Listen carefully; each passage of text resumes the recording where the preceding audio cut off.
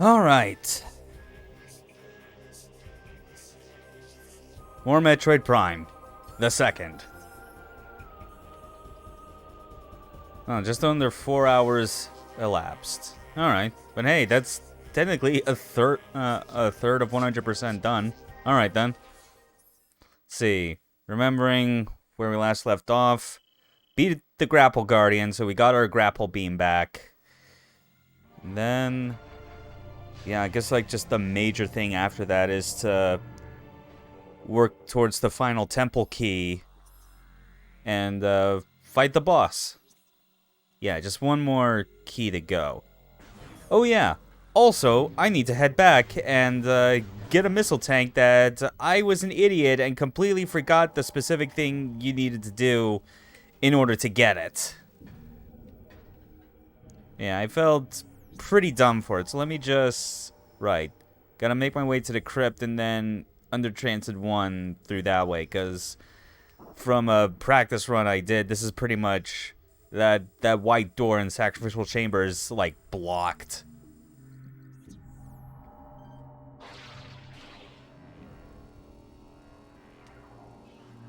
Okay.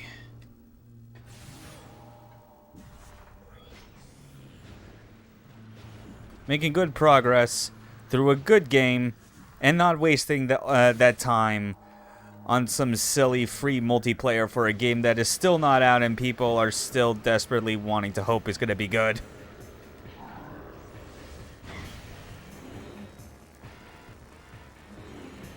Oh, right, I still got to deal with...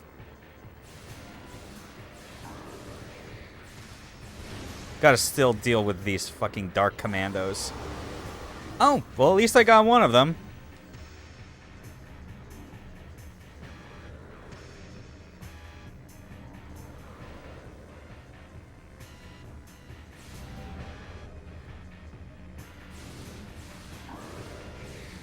Come on. Come on.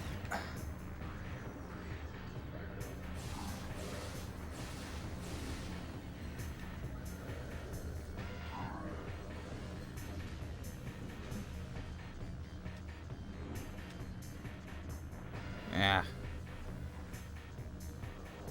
Now, where is he gonna be?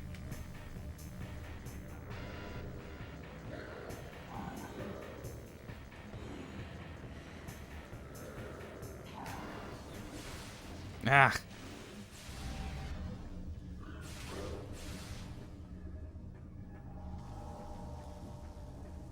Wish there was like an easier way of like drawing these guys into like into range of these like freaking, oh man, whatever it is.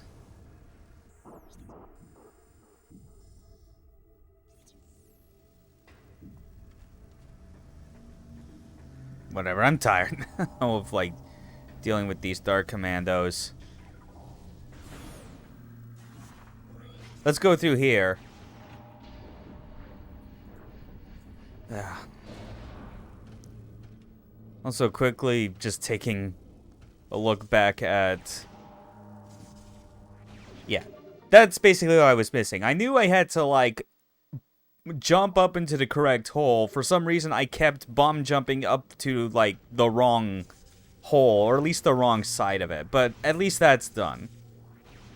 Anyway, that's good. We can get back on track. I'm also just... like, trying to carefully eye all the...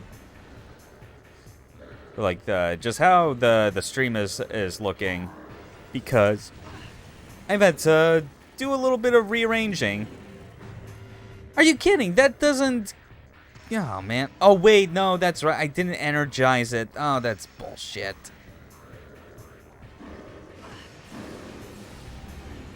Ah, yes, got it. Okay.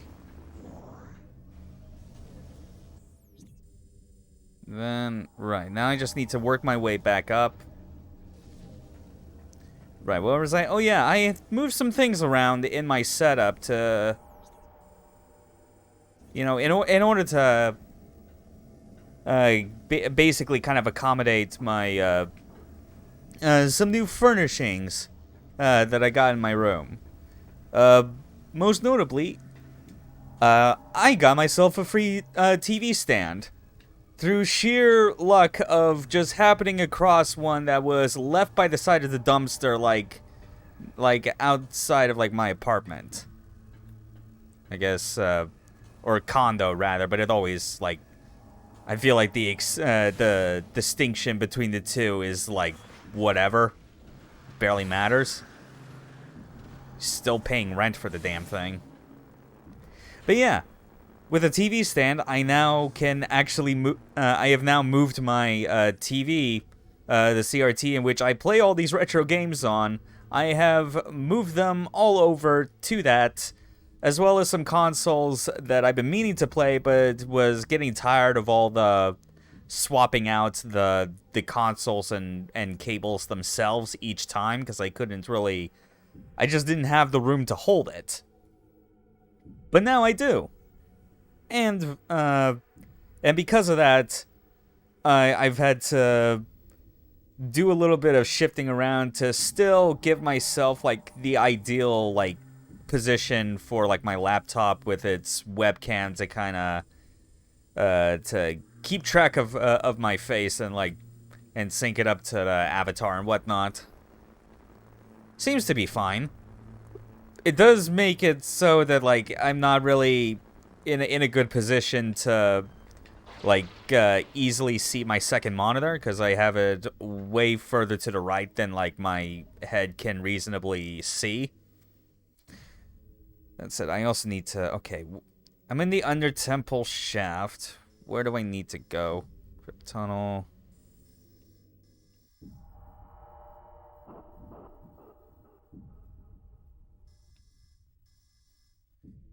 Oh, I could have just... Oh, I should have stayed in there to begin with. Right, I have to take a portal.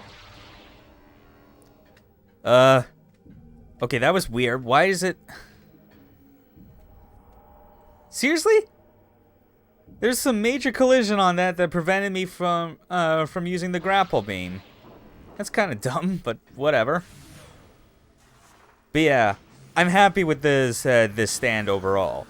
Even if it does highlight for me that I do at some point need to get like an external webcam that I can actually position exactly where I need it to best take advantage of like what I'm streaming, you know? Like if I could just get like an extra webcam that I could just plop right on top of the CRT, I could sit in front of that more comfortably, and it would be so nice. It'd just be so nice.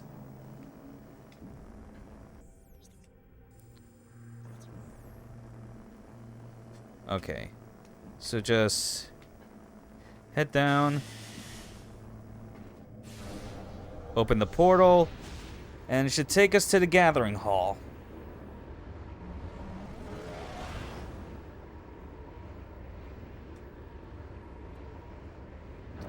Ah, yes.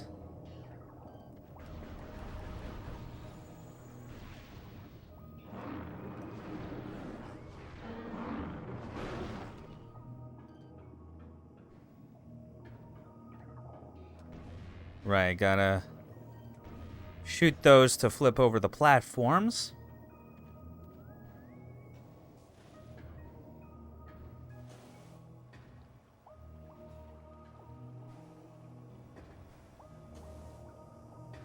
Gotta get back up top using the grapple beam, clearly. Oh wait, yeah, or better yet, just grapple all the way over to the kinetic orb cannon. We got it.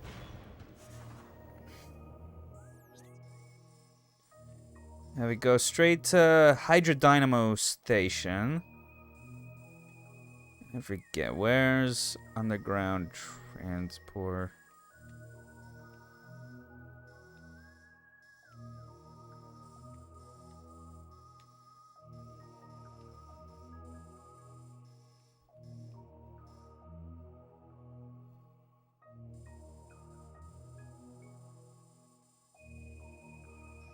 Huh. Oh yeah, that's right. Yeah, I gotta get over there, take the elevator back up top, because that's where it all is. Man.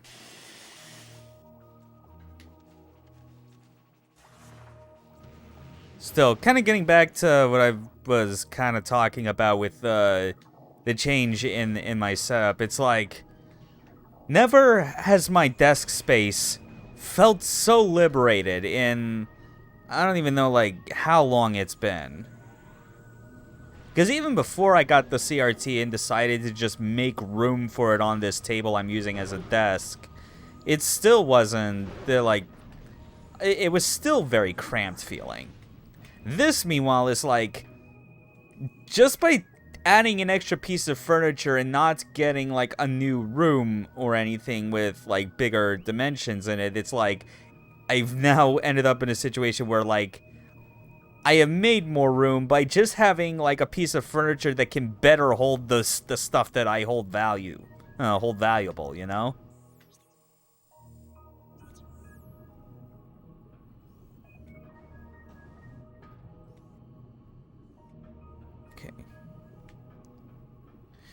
Isn't there like a cannon or something I'm missing that should take me back up?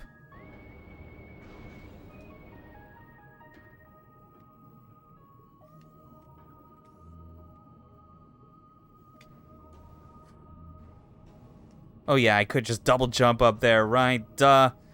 Yeah, just the...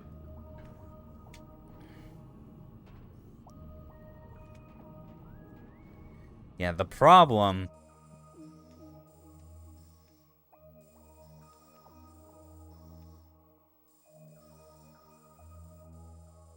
is that I'm having trouble remembering where the remaining platforms are that I need in order to get back up there. Like, there's no grapple beam.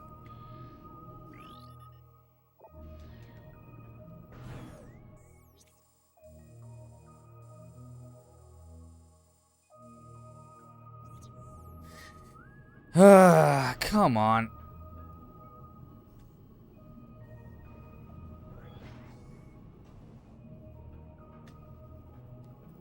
Oh, Torvus Bog.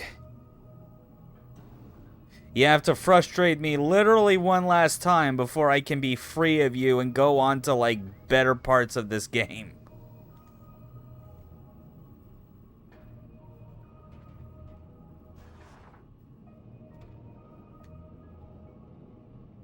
Like, seriously, there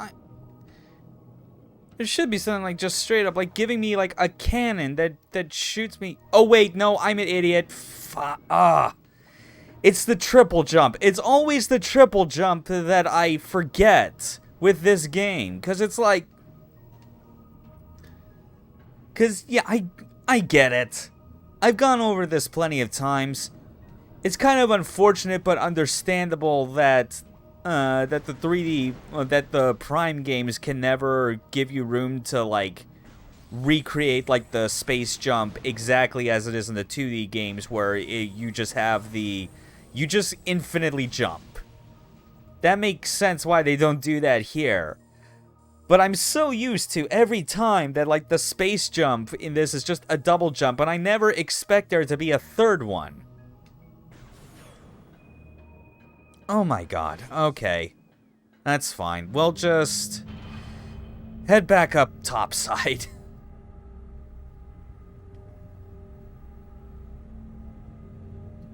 So, like, the next thing I need to do, actually, is just get to the... I believe it's the Forgotten Bridge. Yeah, so... yeah, straight ahead, and then to the left through a light door.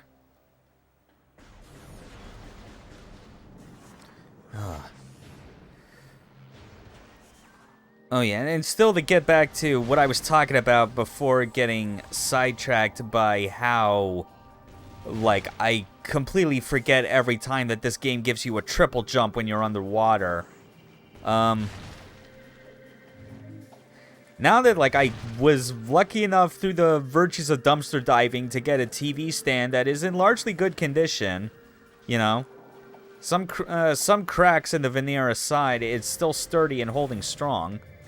Like, now that I got that, and I don't have to worry about buying a TV stand for my own, or what was more likely, as I thought about it, having to, like, build my own custom one, because I do not trust modern TV stands these days to, like, have the durability necessary to withstand the weight of, like, CRTs. Like, even a 20-inch CRT like the one I have, you know, stuff that is, like, relatively light compared to what a lot of the CRTs most people had back in the day, because every person, especially with families, cares about having their big screens.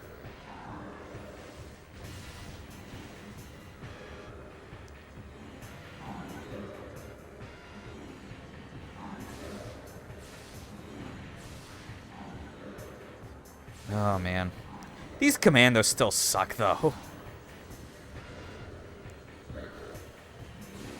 But still, like, now that I no longer have to spend money on, like, potentially, like, building one, I can actually put that to, like, some better use in the future. You know? Like the webcam, which is probably going to be, like, a very cheap investment. Like, I don't care about image quality for my real face, because that's not the whole point of my stream or anything like that. What I care more is obviously one that'll be good at tracking, as well as have enough cord length that I can position it anywhere that I need to.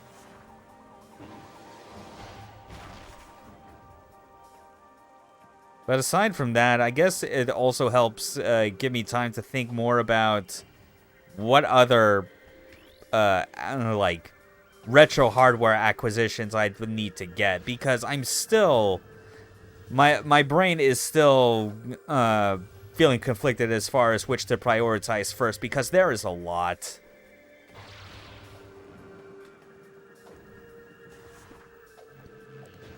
I'm honestly thinking that, like, I might settle first on just getting the stuff needed to have my Dreamcast, like, in the state that I ideally want. Because as it stands, the current situation with my Dreamcast is that I just have the console, controllers, VMUs, all the accessories I had prior, but I got rid of what few physical games I already owned for it, and the cables, because the only cables I had for it were just composite, and I am no longer about that composite lifestyle. Not with this TV.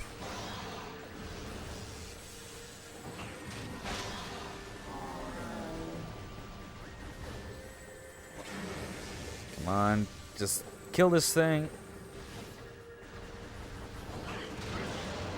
There, yeah. And so, just the thing, and for the reason we're selling that off is because I want to get a VGA RGB box, you know, for the best video output possible, depending on which, you know, which display I'm going to put it out to. Like, RGB for this TV, or VGA through, like, my more modern displays with the help of, like, a HDMI converter. And then, of course, like, an optical disc emulator, because fuck trying to buy, like, any of the remaining unique Dreamcast exclusives that are still left.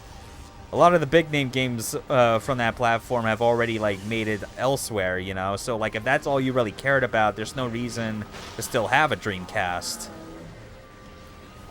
Oh, well, I guess, unless, of course, you know, you still care about, you know, playing Crazy Taxi 1 with the proper music, but that I think that's obvious for most people. So, yeah, with the money saved from just getting a piece of furniture for free, I'm hoping that maybe I could get a head start on just finally crossing that on my bucket list and having like, a digital Saturn library on original hardware with easy access to all the games I would want on it. That's the hope. There's other things I would like, you know, like maybe like getting like a Saturn and doing the same, but I'm thinking mainly with the Dreamcast situation is that, like, it might be viable for me to, like, focus on just, like, getting like a GDEMU,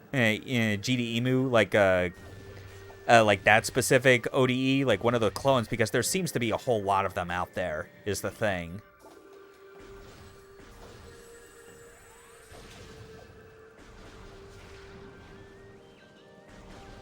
Yeah, these are not blowing up. Weird. I guess they weren't caches or something like that.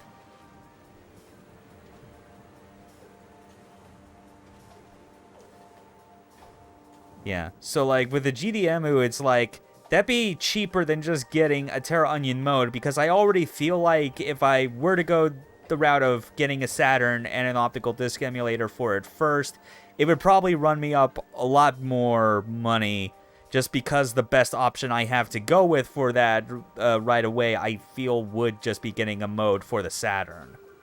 I don't think, like, yeah, base, kind of not much else I could really elaborate on. That kind of says everything. Because as far as I can recall, I don't think there are, like, any clone devices of the Rhea or Phoebe for Saturn like there are currently for the GDMU, which is, like, I mean, obviously those are clone. I guess there's, like, the concern of whether or not those clones would be reliable long-term, but I want to say it might be. I don't see why they wouldn't. I'm pretty sure I've seen stuff from people that say that, like, that have one of those clones, those clone ODEs, and that it still works fine for them. You know, they just have to avoid doing any sort of, like, firmware updates or messing around with the software end of things. Which, that's fine by me. Like, if I could just get that, a big enough SD card, and load all of the major Dreamcast games I care to play, then I'd be set. Give me a chance to finally experience the joy that is De La Jet Set Radio on original hardware. Okay, let's... Oh yeah, that's right. Should probably be taking the door that I obviously haven't yet, which is this super door.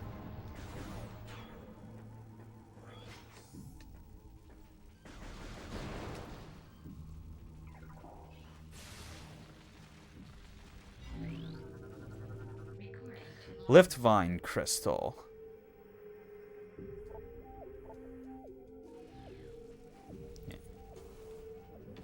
Let's just keep going and get this final temple key, and we can be finally out of this miserable bog.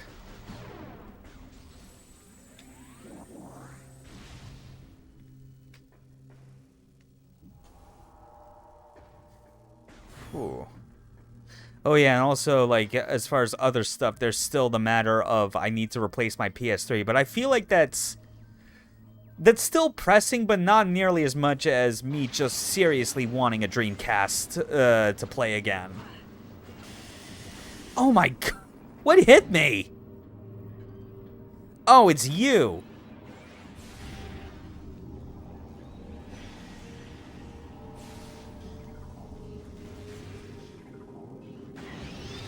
No, no, no, no, no.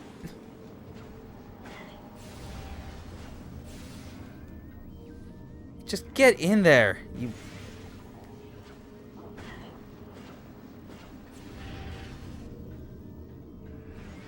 Seriously, come on. Alright, that did it. Man, that shit was annoying. Alright, let's try this again.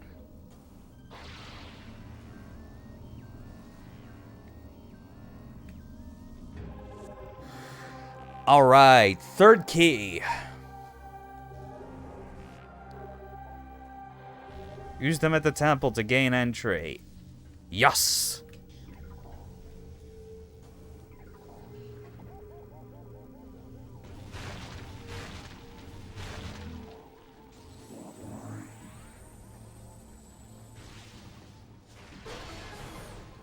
There. Head in here. Save. Refill our health. Hopefully on the way to the temple we can get refilled on a bunch of missiles. That would help.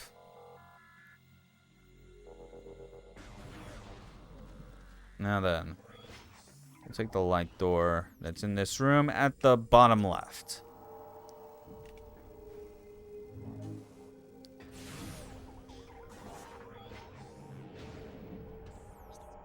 Okay. Temple access.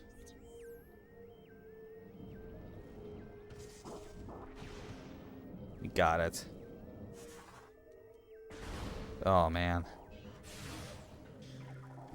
I could just feel the excitement in me growing as I'm getting so close to getting to experience Sanctuary Fortress again. Like, I cannot emphasize enough how much it's like these main areas of Prime 2.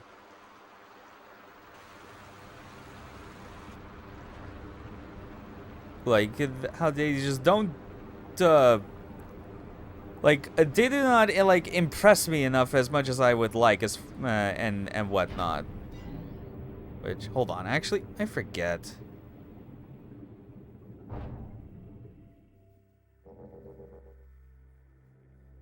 Wait, hold on, I screwed up.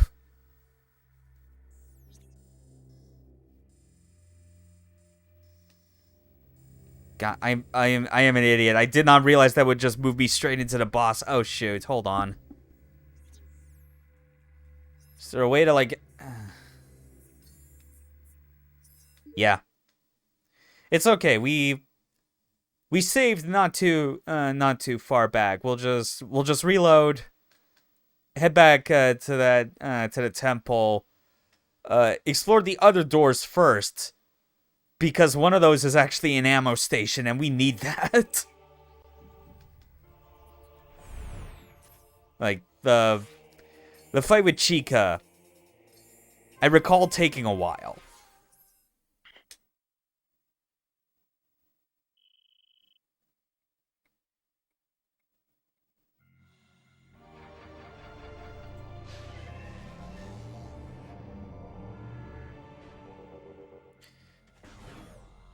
Oh, I just noticed that we got, like, a follower, minutes ago, but I couldn't really notice because I just had so many other stuff covering the screen, but, Jackshot78, thank you for the follow.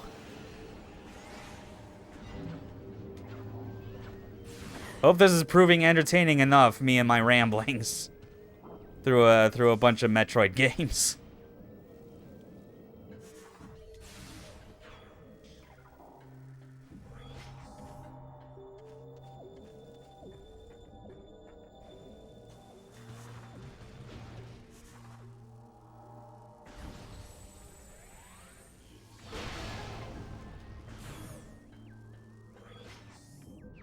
There we go.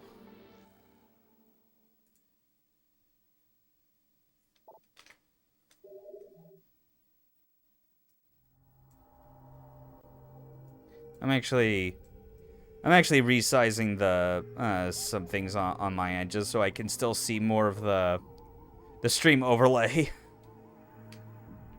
while still keeping my my little scan order cheat sheet ready to go.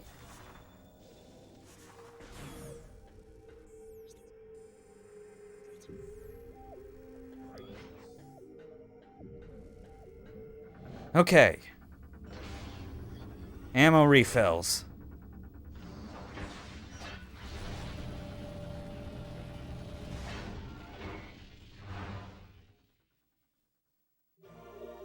Yep. Beam ammo and missiles. We are ready to squash us a bug.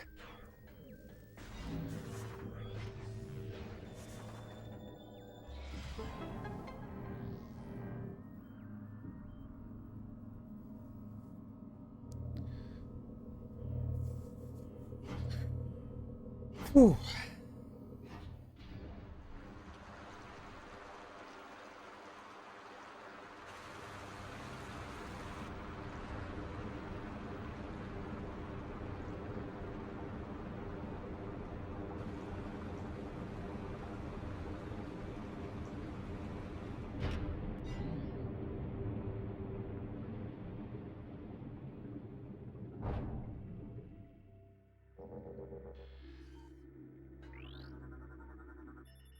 All right.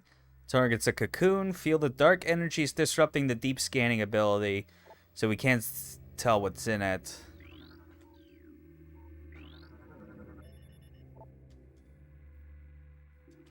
Yeah.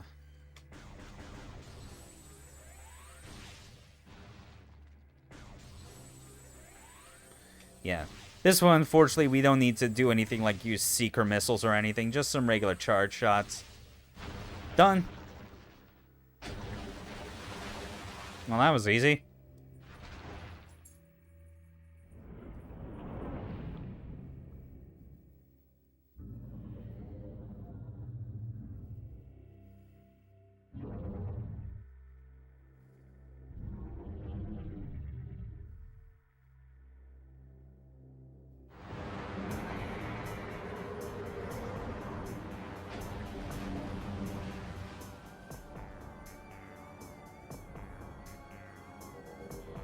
Okay. Chica larva. Let's get this one. Alright. Infant insectoid guardian. Vulnerable areas detected. Target a soft underbelly. Adjusting lock-on point to take advantage of this. I always like that when it's like, it rewards you for taking the time to scan things by actually updating, like, your lock-on ability to not just to actually take advantage of weak points. Aging rapidly, the creature can ensnare targets with its tongue, drawing them into its mouth, then covers its prey with acidic globs of biomatter to break it down for digestion. Exceptional bioform with both a dark and light nature. Interesting.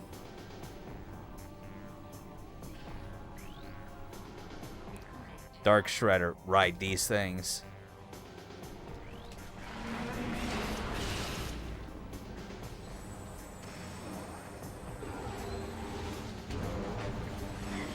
Ah!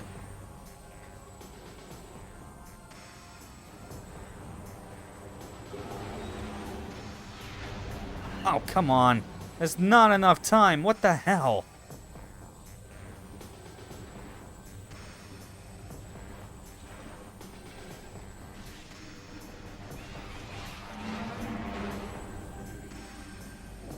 Yeah, this is always kind of the more annoying things.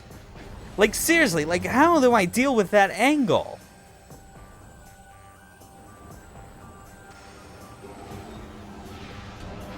Okay, well, at least I got it that time.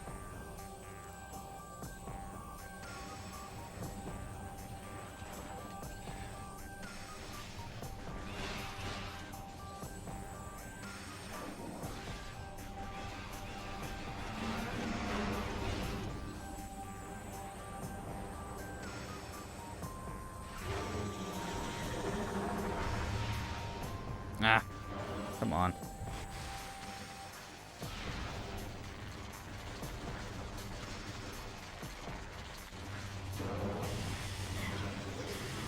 Ah, get out of the water, damn it. Come on.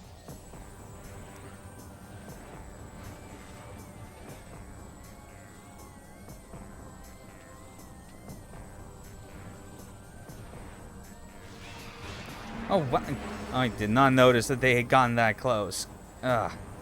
Yeah, it's just, it's not the most eventful fight.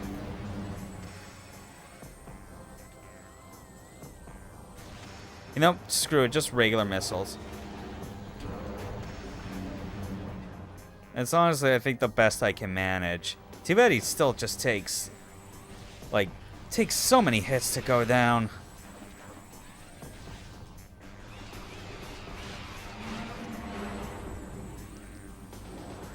But it's like, man, I would really appreciate being able to get off a super missile. Ah.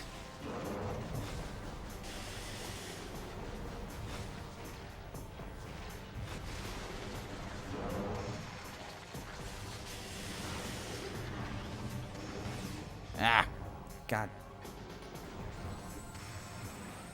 Yeah, it's like, this fight, I always remember where it's like, even though it has like multiple distinct forms in comparison to Amorbis, it feels like such a infinitely more protracted fight.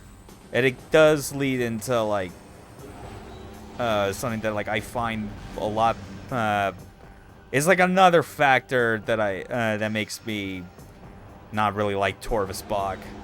Why does it not lock on?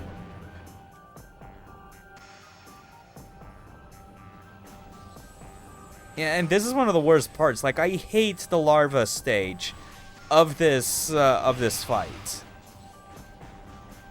You have so little time to, like, effectively lock onto his underside and deal any damage.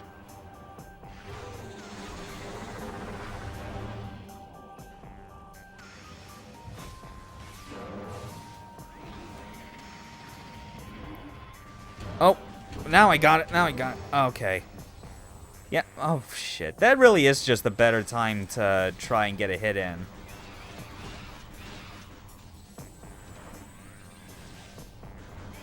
Like, him jumping out of the dark water is, like, not... It's not cutting it.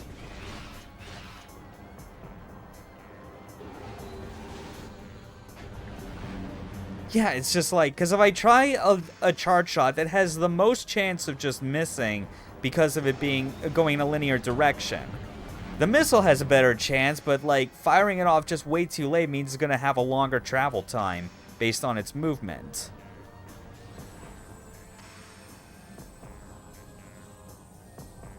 And then, of course, you have its little, like, additional reinforcements that just feel like busy work to deal with every time.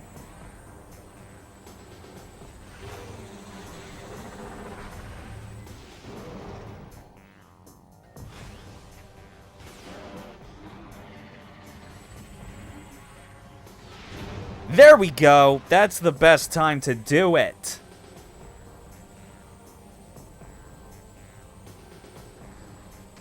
Okay. Yeah.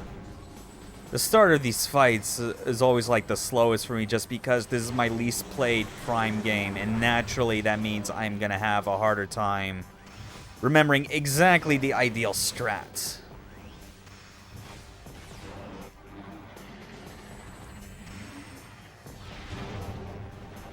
There. It's only got a little bit left. I wonder how much, like, if a fully charged dark beam shot would also contribute to that stun state of his.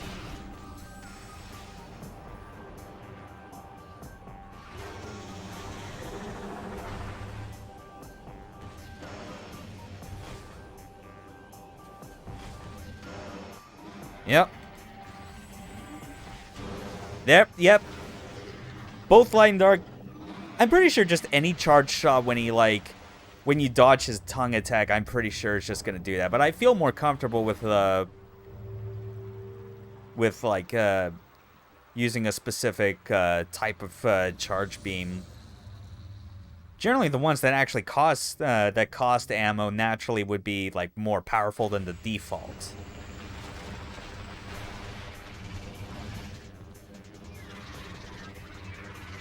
Now there's actual Chica.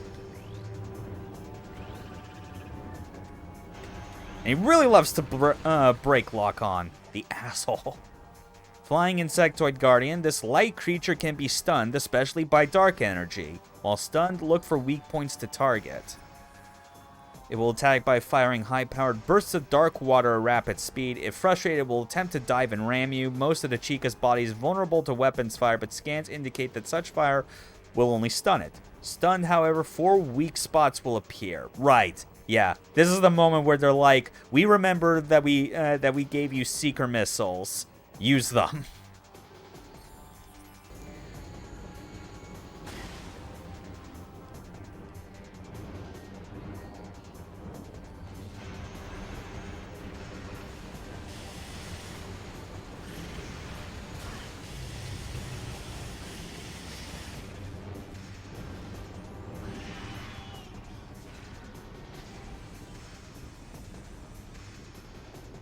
Oh no, it's on the backside, that's right. Shit.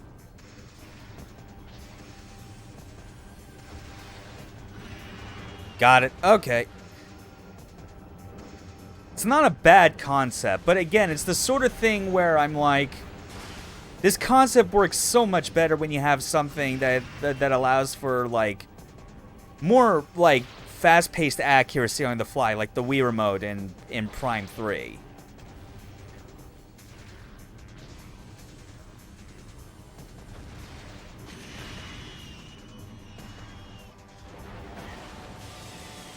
Oh, come on.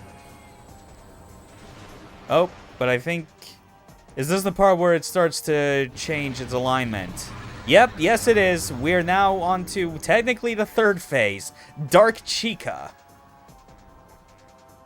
Dark Energy Charged Flying Guardian. Charged with dark energy, most of its body is immune to damage, save for the lower egg sacs. Avoid attacks by targeting the offspring's, offspring swarms. Right, because now it's also gonna bring in some additional supports. This is admittedly where the fight becomes more interesting. It's just the larval phase is not fun. Energy is rendered most of the creature immune to attack, including its wings. Egg sac is, of course, the only one that's vulnerable. Yeah, like, in a way, it makes sense that, like, they don't expect you to constantly do the, Oh, yeah, I gotta scan these as well. Dark Energy Charged Chica Offspring. Does not have parents' defenses, so evade if possible, engage if necessary.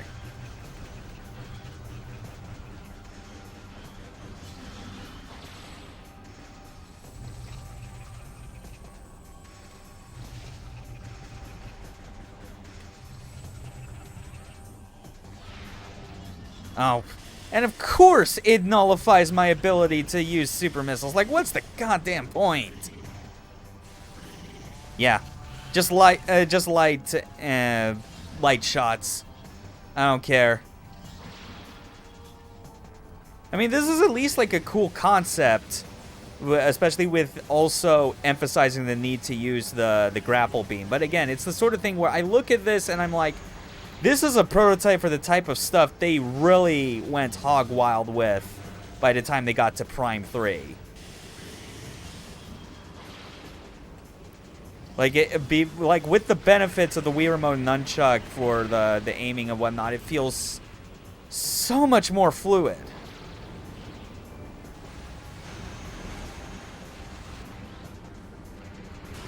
Oh yeah, and it's back to regular Chica, that's right, yeah. Switching back and forth between the two.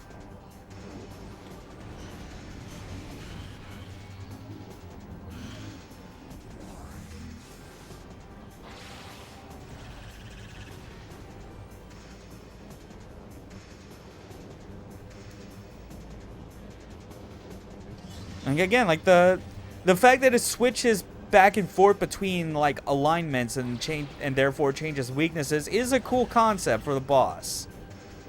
But this is still not the game's boss fights at its peak. No, sir. Far from it. And super missiles are still useless against it. Why do I even still bother?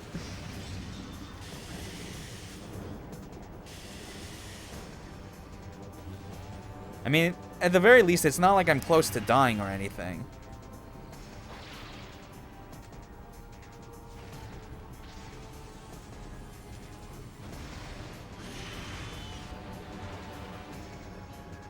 That said, I will admit, like I was expecting to have a lot more trouble with seeker missile detection during this fight than I was like anticipating or led to believe. But so far, I've not had any problems making my shots.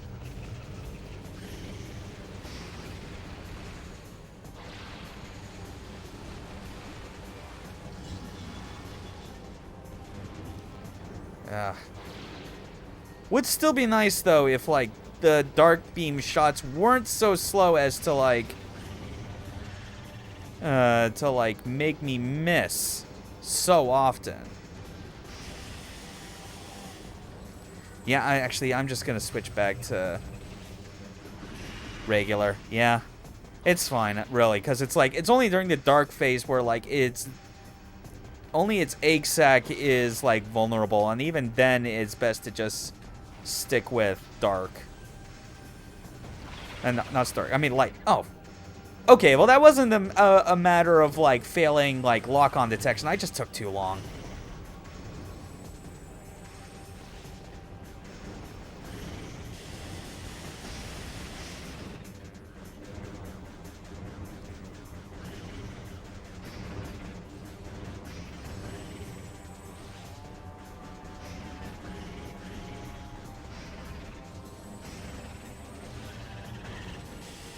Ah, come on.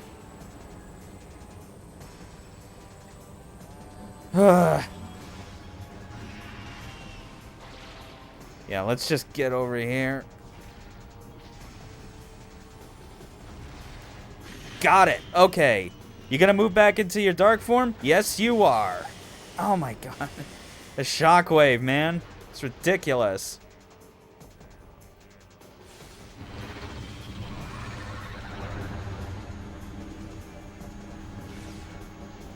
Oh, right. He's still in the transition, so is therefore invulnerable.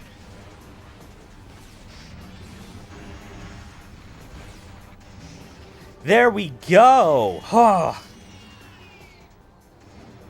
That was an involved fight that gets progressively more challenging and interesting in a good way as it goes on. Just really wish that larva stage did not exist.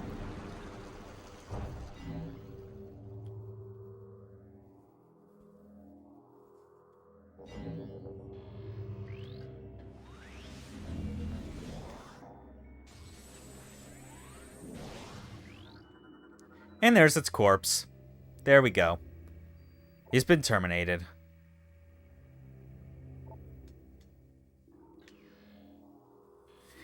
And now we get a new visor.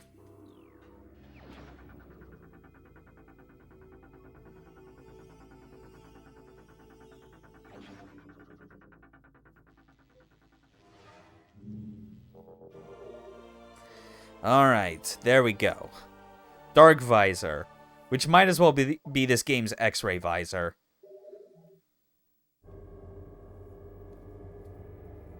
Yeah. It's funny, like, thinking about it, across all three Prime games, like, combat and scan visor have been consistent. But I think most people don't immediately realize that, like, the third consistent visor type is basically a visor designed to let you see things that are invisible.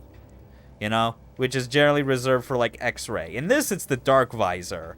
Because that makes enough sense. Oh, hey, Wrath.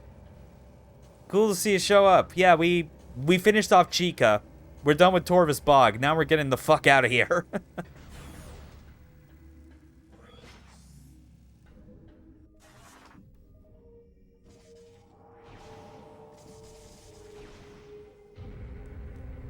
Yeah.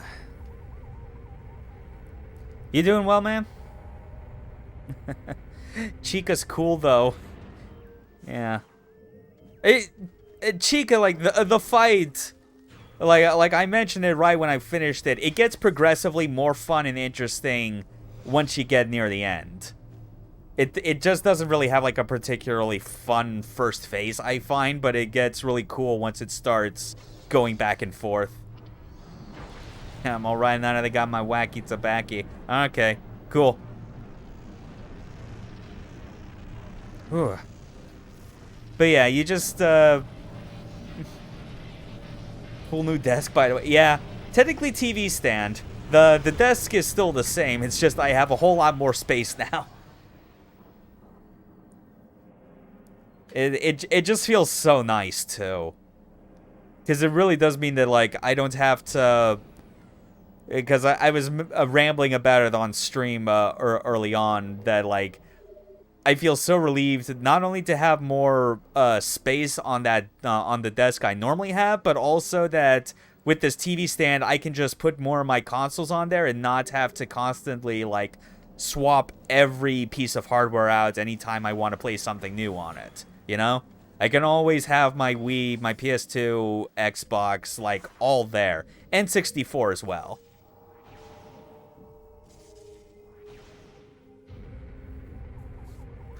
Such a lucky find, just being able to get that thing simply by checking the side of the dumpster.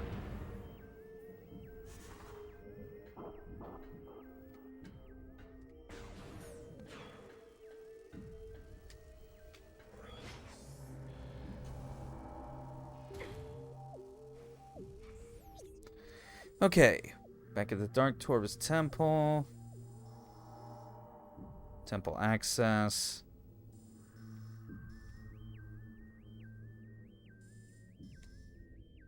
Brooding ground. Yeah. Just kind of trace back the... Yeah, I need to get to Dark Forgotten Bridge. It should be alright. I'm so winded. Yeah.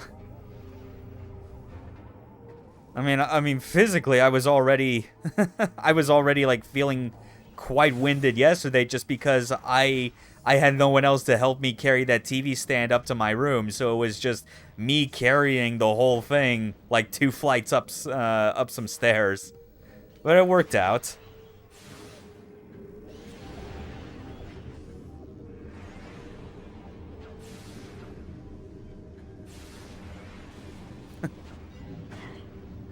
Yeah. Unsurprisingly, a whole lot heavier to deal with compared to just carrying, like, the TV up, you know?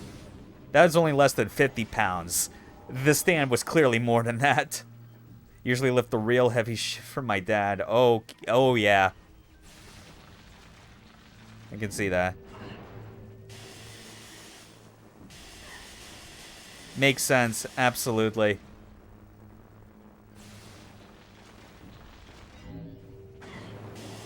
Come on. I am just ramming face first into literally every source of damage in order to get out of here.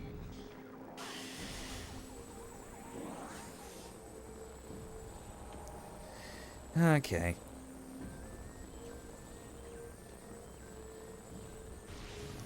Like Samus into some new DNA. Yep. Yeah, that's our new canon, and we're just gonna keep rolling with it. Not that I'm complaining.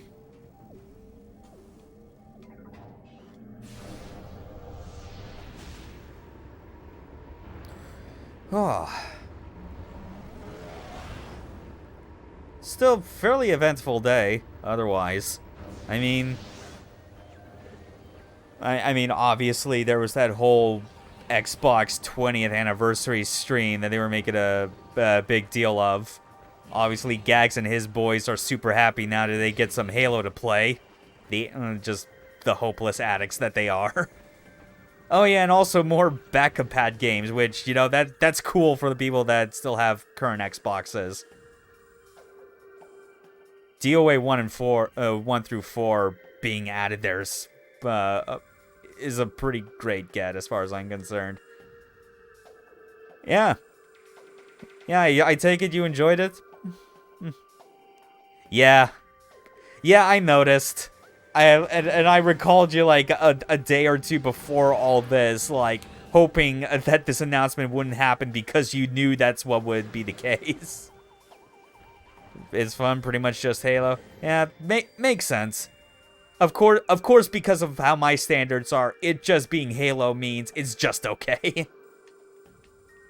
Although I guess these days my shit talking really doesn't put me in much of a good light, considering I have I ended up playing some of Halo CE on PC this time, of all things.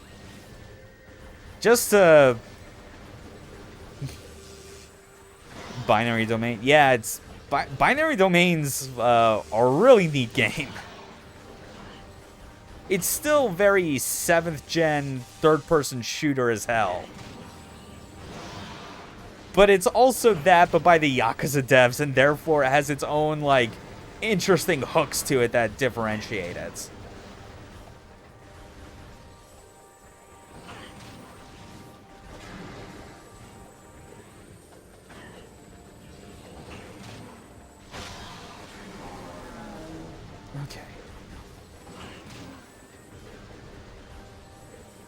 Seems like the only Gears ripoff worth a good goddamn. I'd say so, absolutely. Because at least, like, shooting feedback, from what I remember with that game, the feedback from shooting felt good, even if in terms of, like, combat pacing, it felt like you had to put a lot of bullets into the various robots that you were fighting, just because they really wanted to emphasize that you could, like, disarm their limbs however which way you want.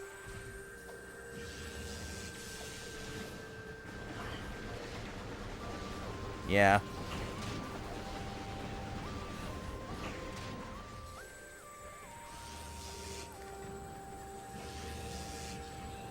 And I guess just also the other thing in regards to, like, those, like, yeah, a banger alert. Yeah.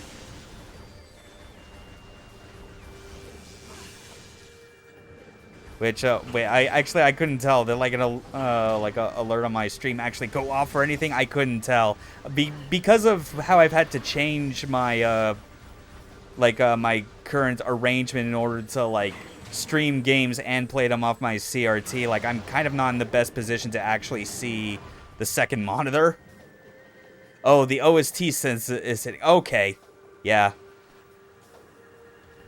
Alright. I assumed that it was, like, a different alert, because I already had, like, missed, funny enough, I had missed the follow alerts earlier this stream by, like, 10 minutes, just because basically, like, the quick, walkthrough guide I have to make sure that I get all the scans that I need in the ideal order was blocking most of OBS, so I couldn't really see, what was, like, showing up, like, on the feed or anything like that, so, I don't know.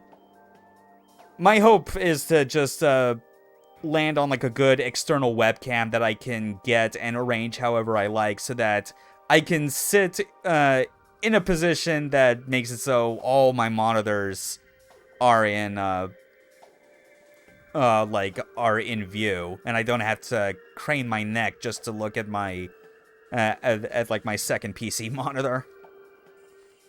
So we're at the Forgotten Bridge. Abandoned work site. Yeah.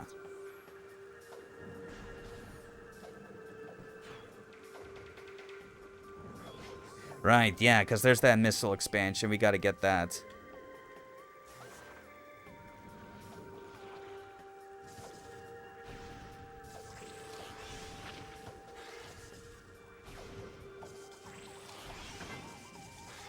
Ah.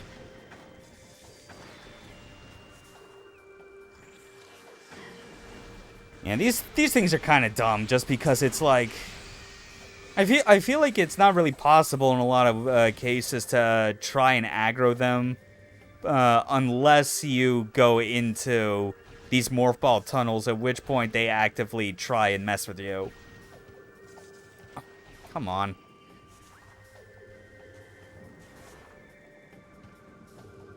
That angle.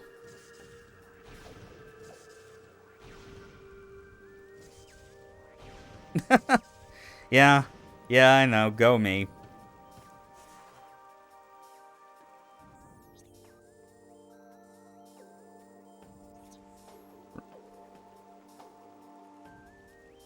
They're the final batch, yeah, that's a shame, so, like, yeah.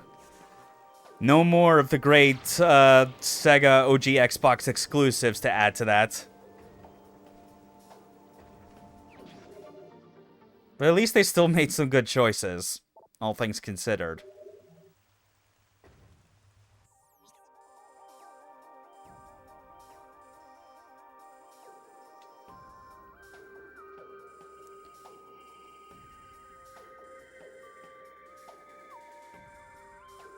Yeah.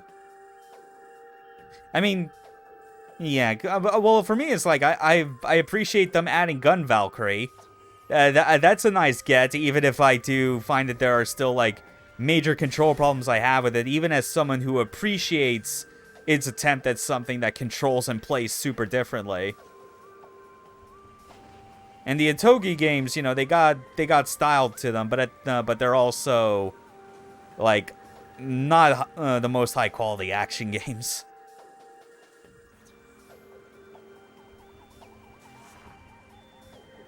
You have 2 copies of Gun Valkyrie? Oh, that's an interesting situation. Okay.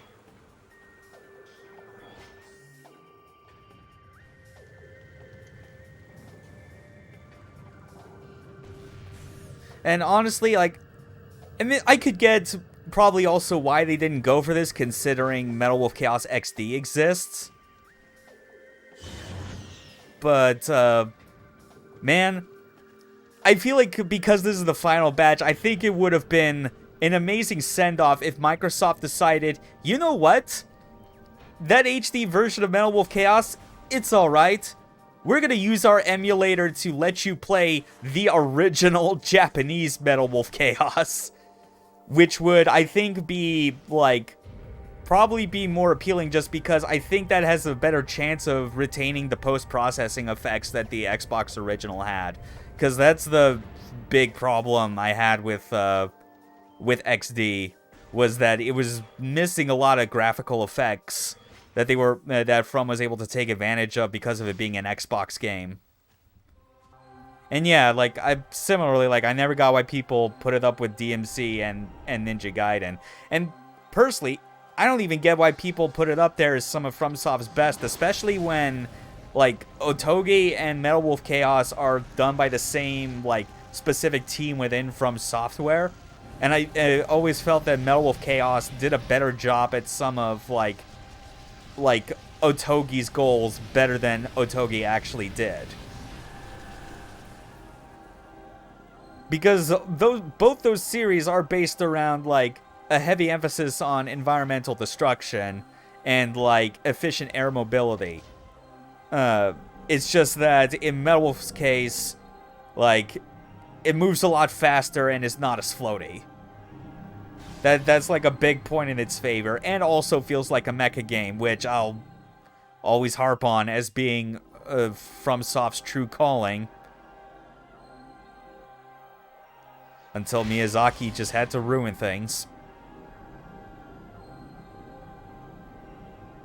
Yeah, I'm just gonna keep remaining bitter at him, even as people remain excited for Dark Souls with a jump button.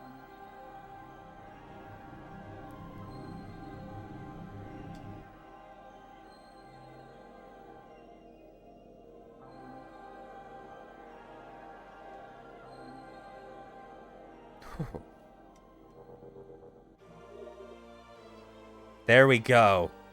Second Temple's energy restored.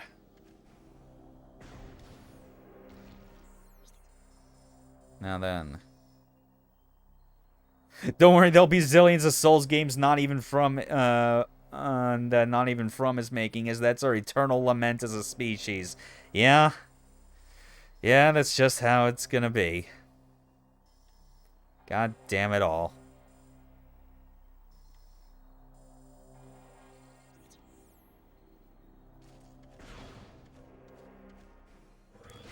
Oh well. At least I could take solace in the fact that people from Software that spun off to do Daemon X Machina have at least confirmed they're working on a sequel. You know? So, that's something. The spirit of FromSoft's, like, old mecha design is still getting put to use somewhere. Because goddammit, someone has to. The indie games I see out there that try to like, tap into the mecha genre sure don't do a good enough job of it for me. Yeah.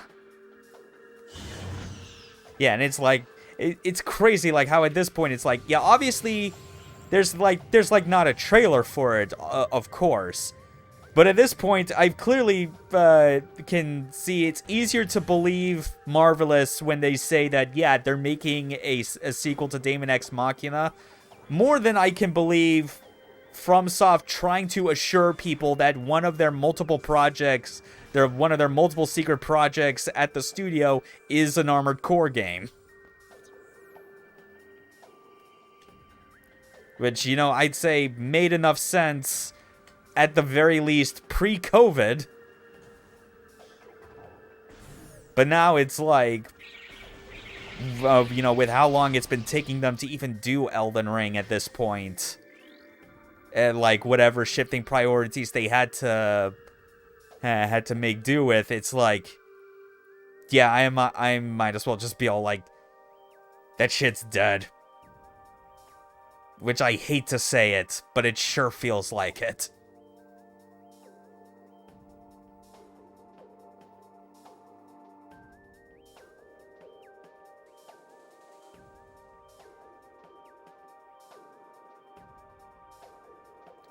I feel like I like there being indie devs providing in long-starved genres, but I'm personally getting sick of people acting like just because there exists indies making something within niches take away from, you know, those niches are still being underserved. Yeah, especially when it's like... Because I feel like the niches that are being served are the ones that are still getting games that you can say are generally well made, you know? That stuff where it's like, even though I don't like many of indie Metroidvanias, I can tell that there are still some that come out that are good. Same for boomer shooters. But a lot of the other ones that try and like branch out into like to other smaller niches that are underserved, it's even more sad when it's like their attempts to kind of serve that niche still aren't up to snuff. They still aren't to the same level of quality that you'd like to see from the official developers that made games in that niche back then. Which is what my problem with any time someone tries to show me, hey, this cool indie mecha game that's coming out, and I always I always take like a quick look and then immediately a hard pass because I am like, nope, this thing's wrong, this thing is wrong. They are clearly not approaching this from the right angle, and obviously makes me come off as just the biggest snob ever. But you know, I can't I can't really try and pretend otherwise, especially when I've gone to the effort of trying to make a better understanding of like what qualifies as like a good game in that genre.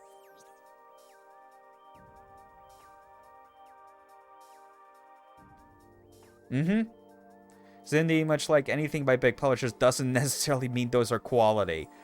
That for sure. Like, the one thing that's guaranteed from it being an indie is that, like, it's not something that feels like it's being diluted by corporate interests or focus tests or things like that. It's just that, yeah, when you have it, like, that's not being diluted, that can still lead to very bad results. And yeah, with Metroidvanias, it's like, you can still get at least one or two or whatever like that's there.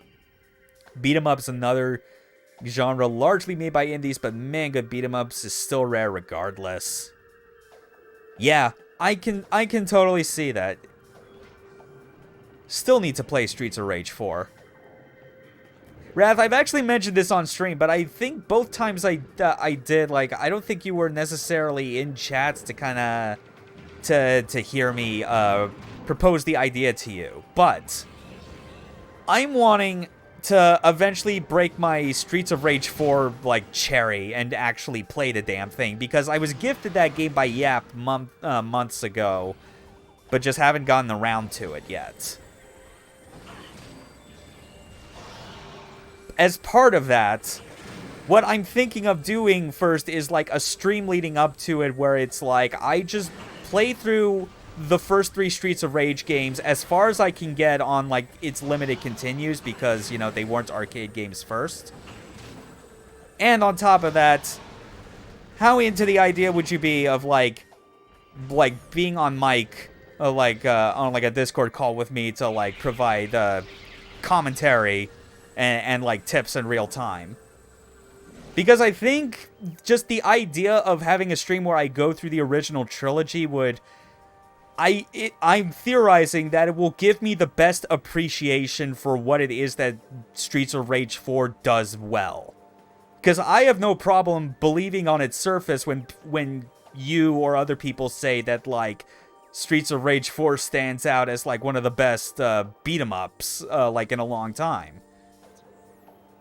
But like, I don't obviously know the minutia just because I was never, like, deep into, like, what what made Streets of Rage's gameplay good. You know, I'd played a bit of 1 and 2, like on the, like back on the Genesis Ultimate Collection or whatever it was. For everyone, I'm gonna be using my base MacBook for my voices. I don't have a mic. That's fair. Like I've gone for like years with like my co-commentator that I have for Let's Plays, Kaboom. Like he didn't have like a proper mic for a while. I think it was just, or at least like not the mic that he does now, and it still sounded fine enough.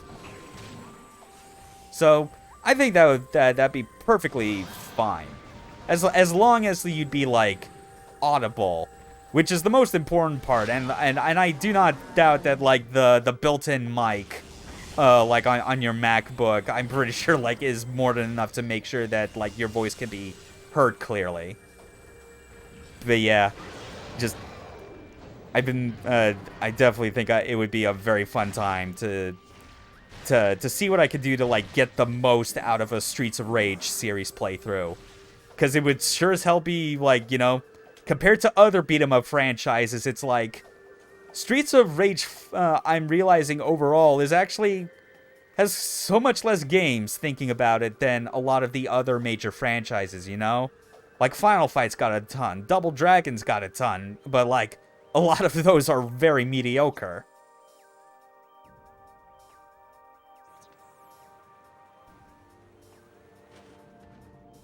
Okay, I need to double-check some things if there's... Oh, yeah, that's right. There's the missile expansion. Yeah. You know, I can kind of believe it.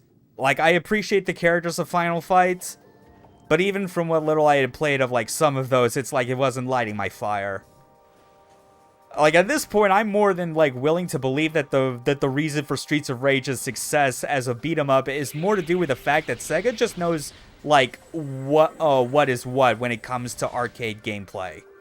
Which, you know, Streets of Rage 4, like, fits that to a T. It is an arcade genre as a beat-em-up.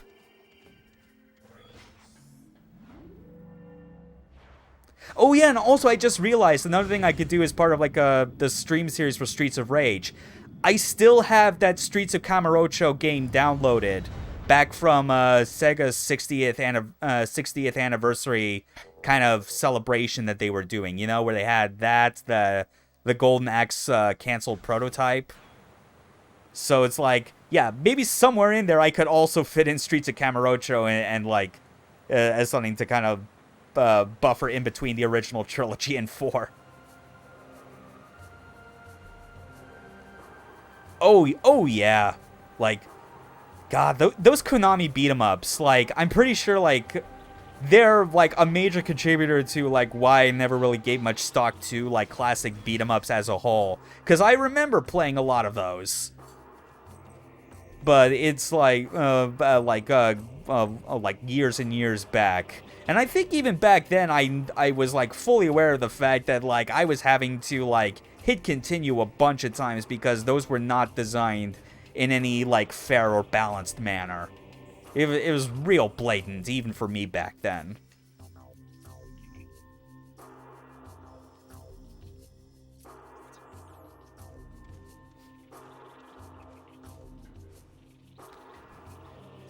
Oh yeah, and also I think, like, another thing that's, like, Streets of Rage related, kind of. I say kind of just because it's, like, not technically Streets of Rage, but it does...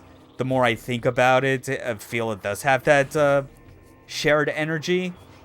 And that is the matter of that I've also been just kind of verbally talking out loud about how much I want to, like, stream a Spike Out game.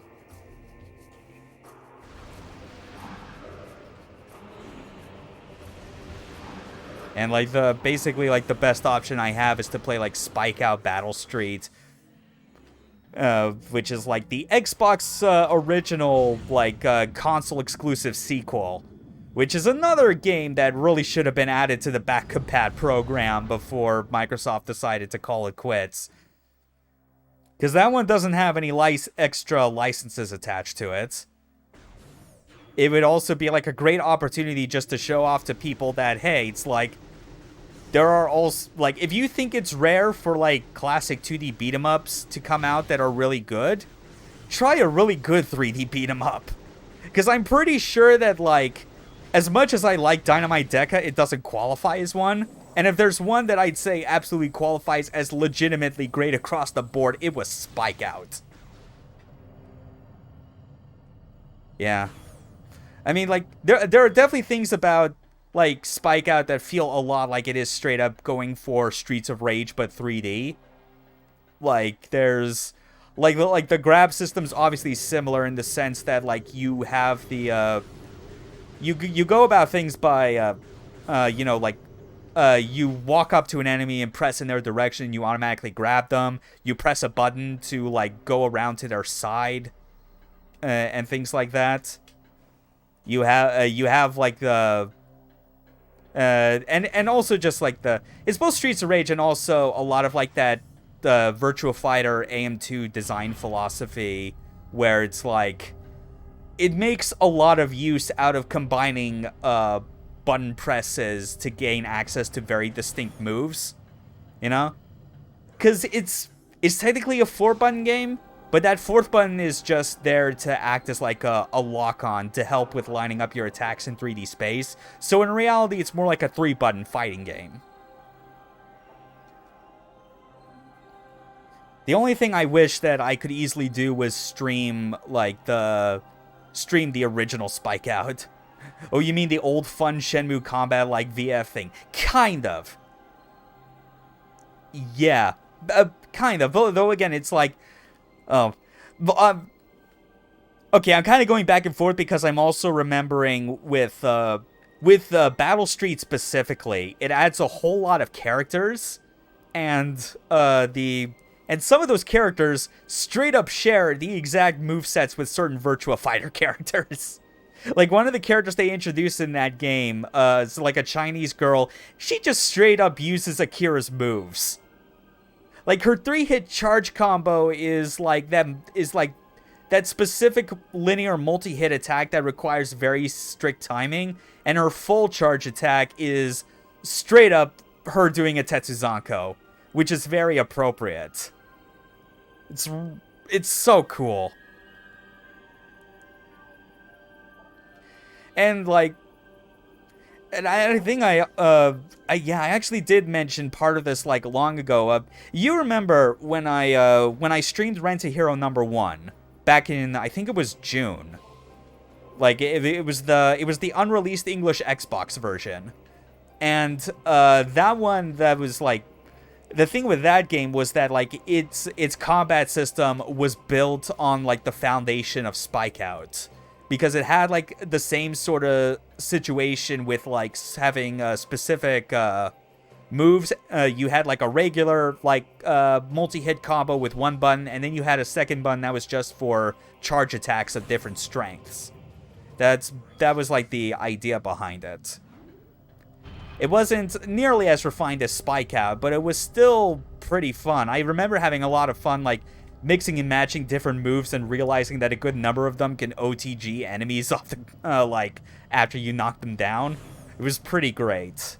Spike Out is basically that, but expanded with, like, really good animation quality and, like, feedback from hits, which I think contributes a lot. And I think highlights more than anything how baffling it is that Nagoshi worked on that game. He spearheaded Spike Out. And none of Spike Out's, like, combat and gameplay fundamentals ever made it over to Yakuza, even in the games when people consider the beat-em-up combat at its best. Like, even with all, like, its, like, move switching and whatnot, Yakuza 0 still does not hold a candle to freaking Spike Out. Like, it is insane how it just does not get that same, like, level of kinesthetics and, like, juggle capacity with your combos. And yeah, I don't know if this is because of how I viewed games from before. Yeah, with how budgets work. Yeah. I imagine part of it probably was due to the fact that, like, the people he had coming onto the Yakuza team early on weren't necessarily the same people that were part of the Spike Out team. Because I know that the Yakuza studio did carry on, give refuge to like a number of like ex-Smilebit devs. The bigger the game, the more there are other elements of focus, and the combat gets simpler. I can kind of see that, but I do feel like to an extent it's like combat in Yakuza didn't ever really get simpler was the thing. They just added more stuff in the way of heat actions and QTEs because I think they realized that like that was like an easier way to keep people's attention with the combat, even when like the basic core punching and kicking was just kind of okay.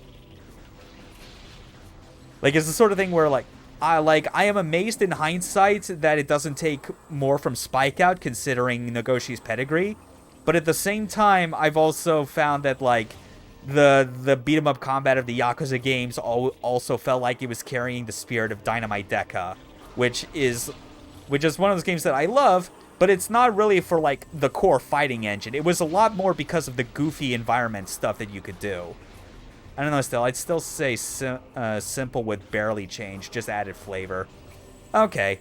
I guess that makes more sense if you put it that way. Like, if the flavor is just, like, it's just there and not anything in the form of the actual combat mechanics.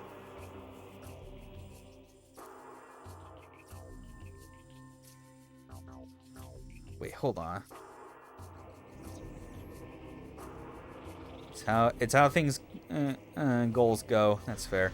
I gotta head back because I think I just completely lost track of yet another missile expansion I should have picked up. Oh well.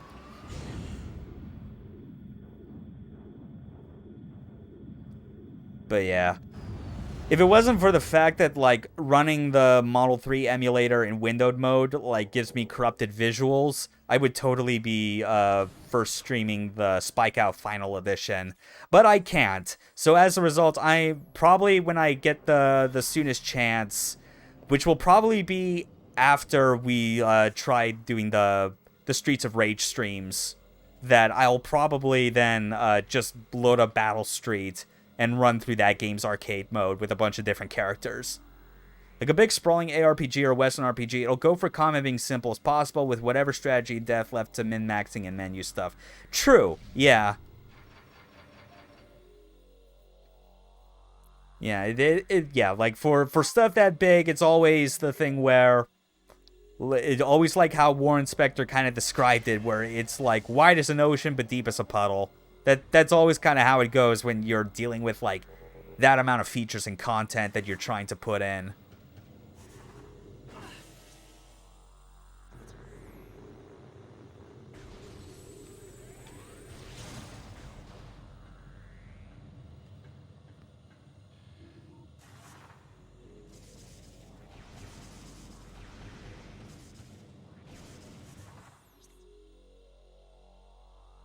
Okay. In Transport A access, there should be a missile expansion in this hall. Wait, hold on. Of course, because I mean, there's always a chance that it could be this visor or something. Wait, no.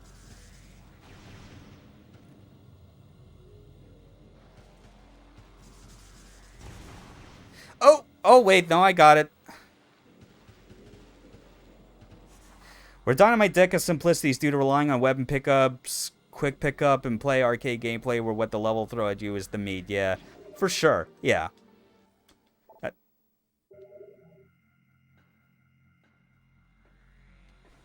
Yeah, and Dynamite Deca is still, like, even if Spike Out is now my new favorite, like, 3D beat-em-up to ever exist, I'll still always love the quirkiness of Dynamite Deca. Especially just because it has that Sega factor on its side still. Even when it's, like, on the simpler side of things. You know how how they go about, like, knowing how to maximize on good, simple controls.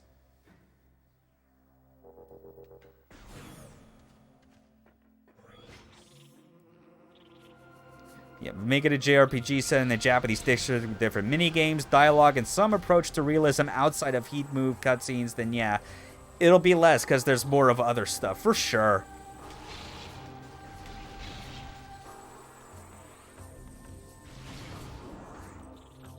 Alright, so now we got that. We can head back to the GMFC compound. Generally how I approach games, I guess, or view them, rather. Yeah. Yeah, it is a matter of just, like, adjusting your priorities accordingly based on the game, because you cannot reasonably expect them all to adhere to, like, the same core ideas. You know? Everything's got different goals.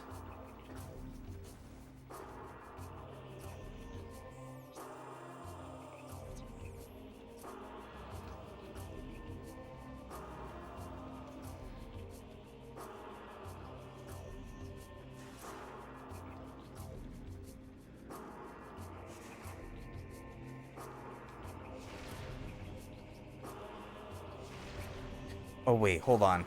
I think I remember exactly what it is I need to do. Okay.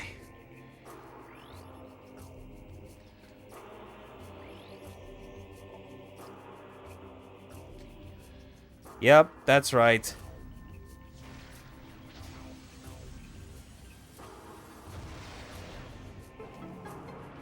Good old Dark Visor. Still not as cool as the sound visor, or I guess echo visor, I think they call it. I don't know. Sound or echo, whatever. It's a goddamn echolocation device. Metroid Dread influenced Prime 2. Heard it here first. Oh, man.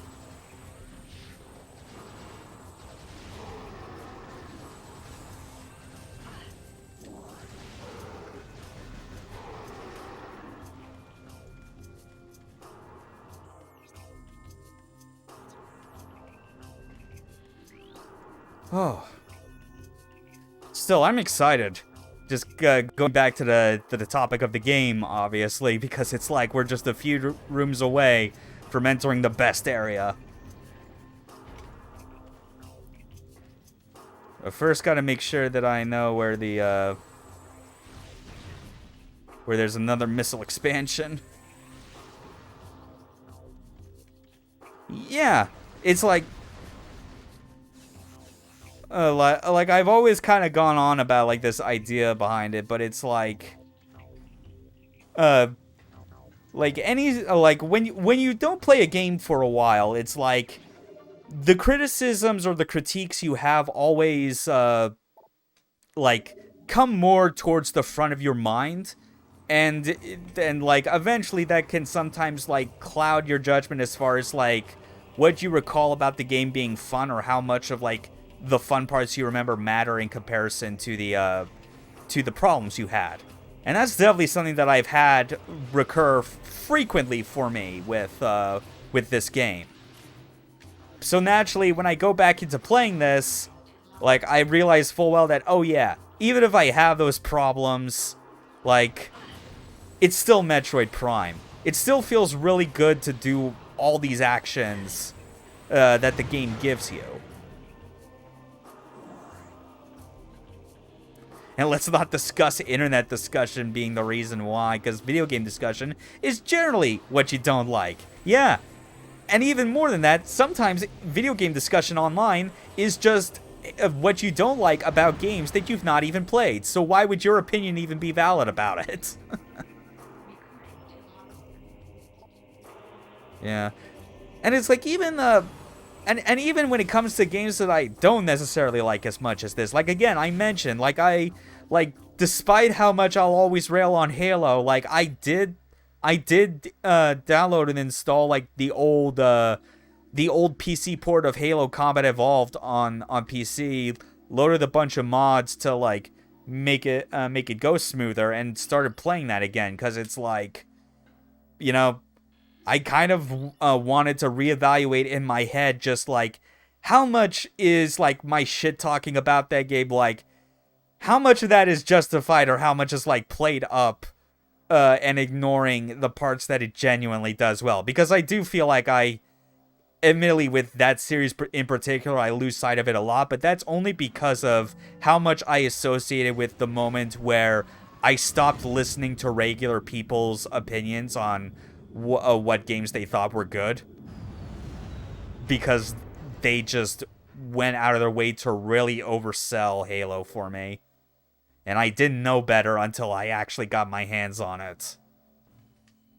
And as it turns out, playing it with a mouse and keyboard, and at a frame rate higher than 30, in fact, as high as 120 frames per second locked, it's kind of a lot easier that way to appreciate the things it does well. But it doesn't change the fact that I find it so goddamn exhausting to go through from a visual standpoint because of how it designs its levels. Like, you oversold Sin and Punishment to me.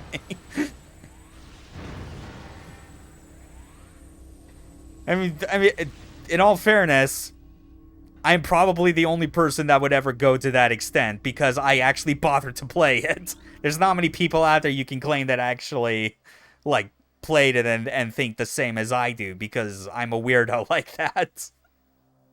You'll give it a real shot soon. Yeah, hopefully.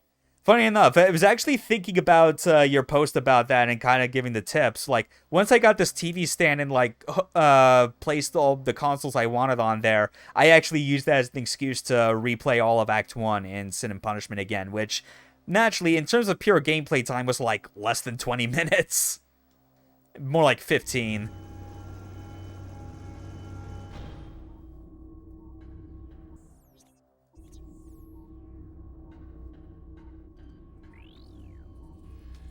Oh, look at that.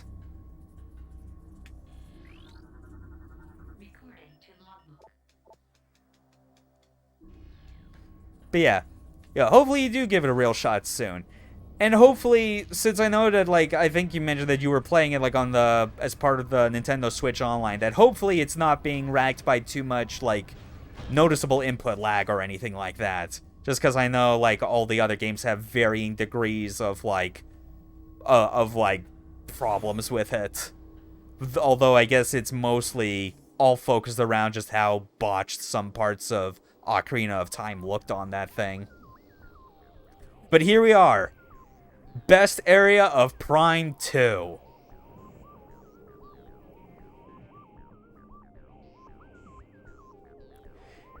And that's not even getting to, like, the Dark World version of this, which is equally as cool. I feel like Pro Controller's really the issue, but I don't think I'll spring for the N64 controller for Switch. That's fair. And yeah, it is the sort of thing where, like, God, I guess that actually would be the potential issue as well, because one thing I remember is that, like, when I first played Sin and Punishment, it wasn't the N64 original. Like, it was the Wii Virtual Console release when that happened. And what I remember with that was, like, compared to other N64 games that were on the platform... oh shit. I was trying to get around and I just fell into the abyss. But yeah, but it was like, I recall even compared to how they mapped the controls on other, like, N64 Virtual Console games, is that they had to do very specific changes to how it worked on for Sin and Punishment because of the analog stick and how that's tied to the reticule. And I think what they did on, like, Wii and Wii U, if you had the classic controller, was that they basically made it so that the reticule was controlled with either the left or they mapped it to both analog sticks, because I think the idea was, like, to let people decide from there whether or not they wanted to control the cursor left-handed or right-handed. Because on the original N64 controller, you could move your character with the D-pad or the C buttons. We need to bring back 6-face buttons. I agree. I'll keep saying it to the end of my days. Bring back 6-face buttons while also keeping the current amount of shoulder and triggers that we do. That would be great.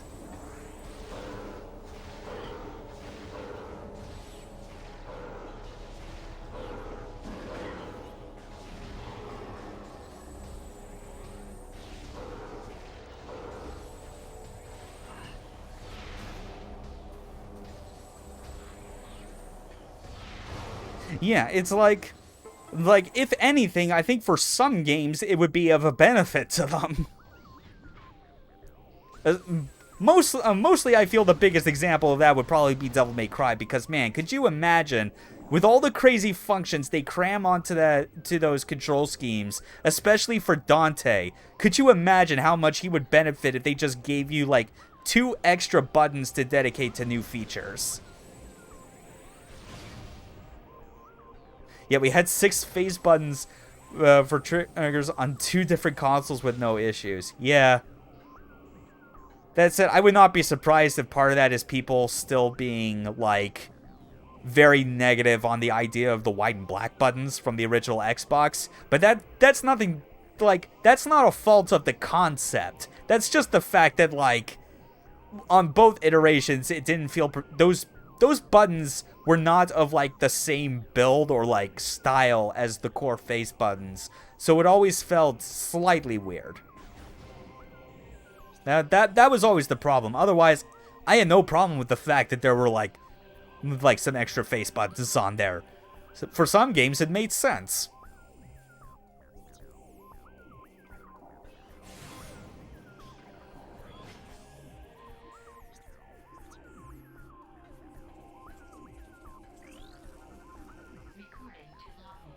Octopede. Rogue delivery drone.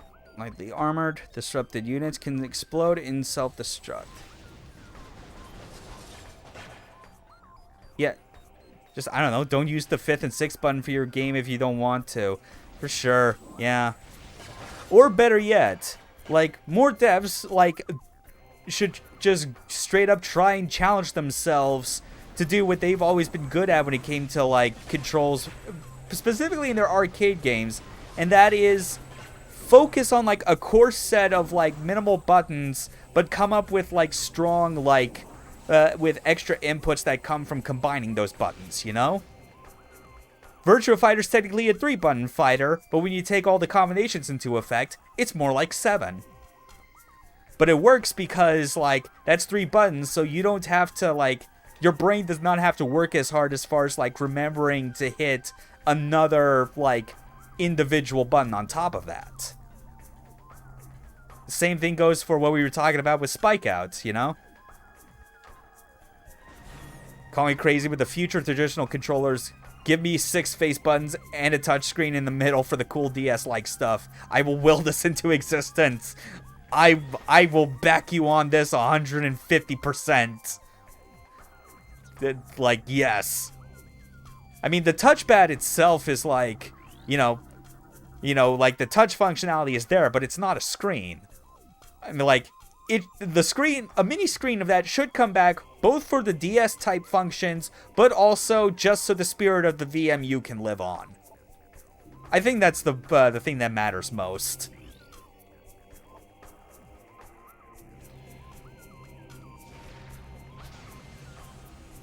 I don't even care if it's a touch screen. Yeah. Okay, here we go. Resbit. Be so useful for stuff like maps. Agreed. Again, just bring back the spirit of the VMU. The Dreamcast. I'm telling you, man. Truly ahead of its time.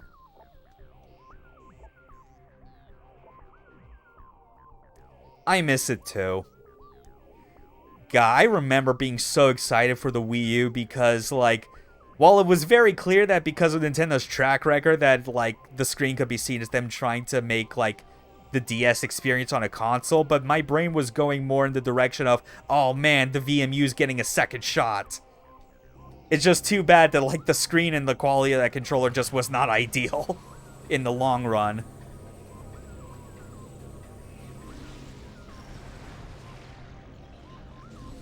Okay. Is he gonna... Yo! Oh, wow. Oh, God. I wasn't even intending to get hit by that initially. It just happened. But that's, like, one of the coolest parts of this entire game, when you get to this enemy, and it messes up your visor harder than it ever does that you straight up have to do a hard reboot. God. This whole area is great. Nier Automata who? Exactly. Prime 2 influenced Yoko Taro. You heard it here first.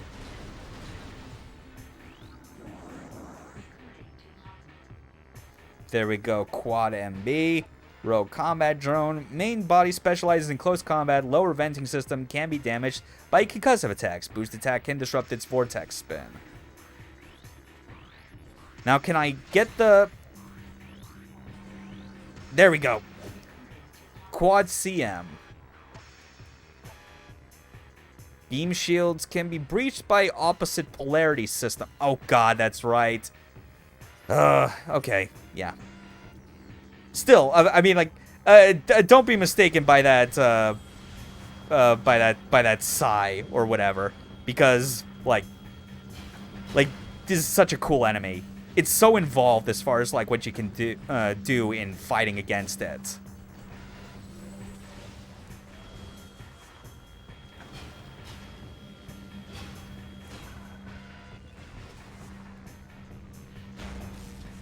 There we go. Yeah, like that.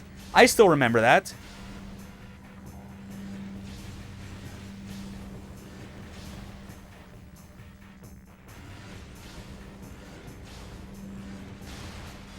Nice.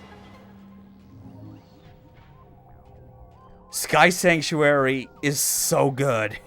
No, not Sky Sanctuary. Sanctuary Fortress. I got that mixed up. Yeah.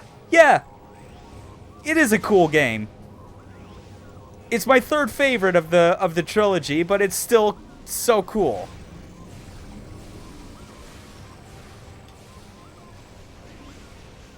Yeah, Sky Sanctuary is still pretty cool, yeah. I'd already mentioned before that, like, the way I felt is that the coolest areas in each of the three games is that, like, Prime 1 has Phendrana, this has Sanctuary Fortress, and then, like, Sky Sanctuary / Sky Town in Prime 3. It's so good.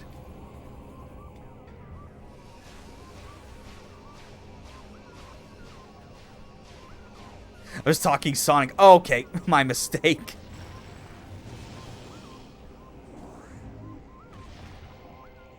Okay, then. Oh, yeah, I should also save while I'm at it.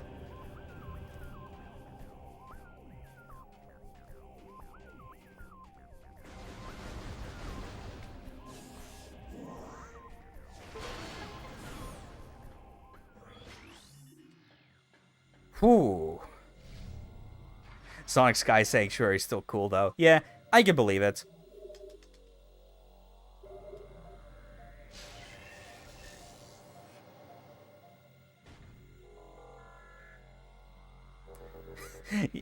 That is a good question.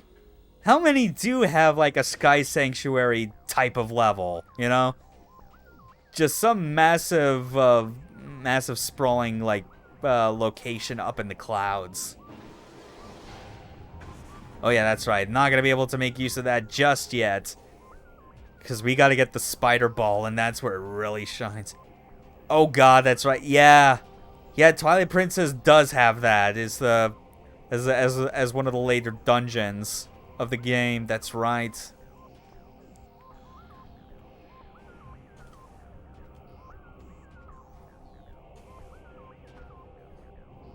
Okay.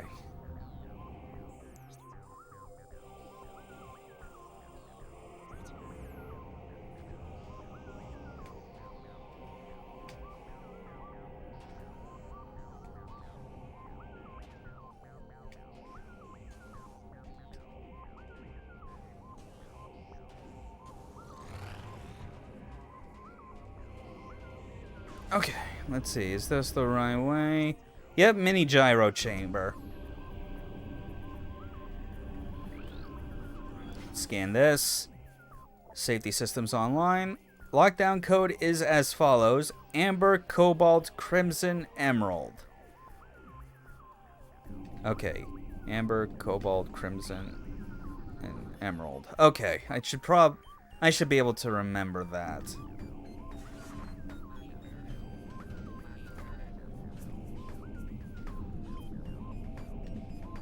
Yeah. Amber. Cobalt. Crimson. And Emerald.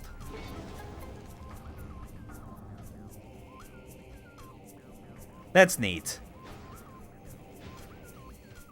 God, now I'm just remembering all like the cool stuff that happens deeper into Sanctuary Fortress. Because we got like later on we get like a rematch with Dark Samus. There's like a big puzzle room that's like in what looks like a reactor. It's a lot of good stuff. Obviously the Spider Guardian. And then like all like the Spider Ball related puzzles you get after that.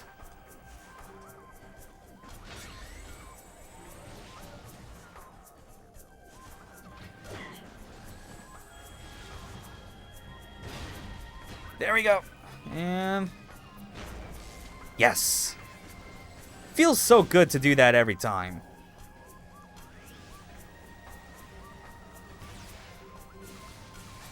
Oh, yeah, that's right. And if you don't destroy the head in time, it finds a new body.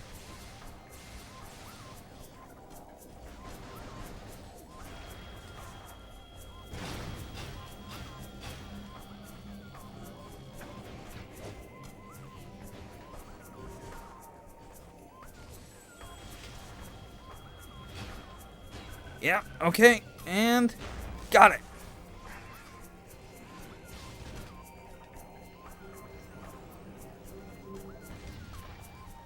Come on, is that gonna... Oh, shoot. Yeah. It only takes a while to, like, properly kill these when the head keeps finding new bodies.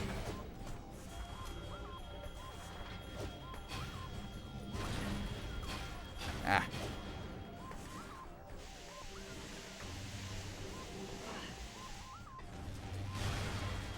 Oh, yeah, but you can still destroy it that way, if you're lucky.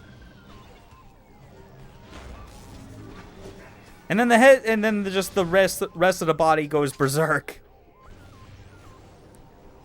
Like, that's the best part about these enemies, is just like, because of the possible things that they can do based on how you approach them, they'll change, like, your strategy as a result.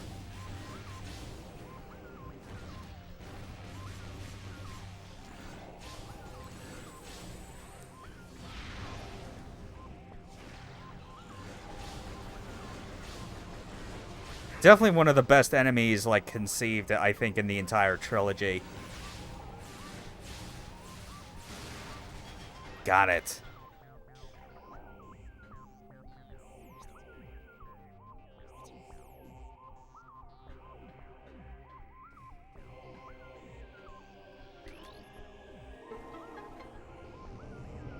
Be right back, reheating pizza. Okay. I'll still be making my way through this place.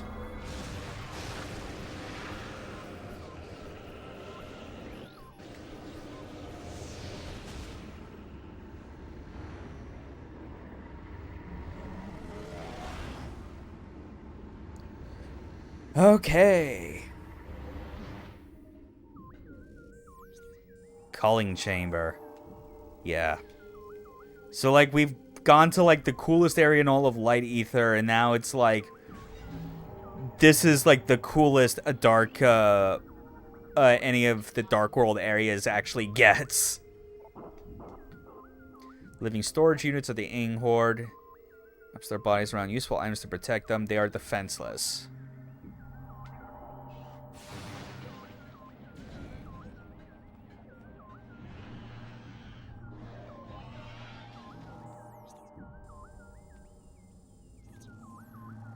Okay, I'm gonna go back and take the other door.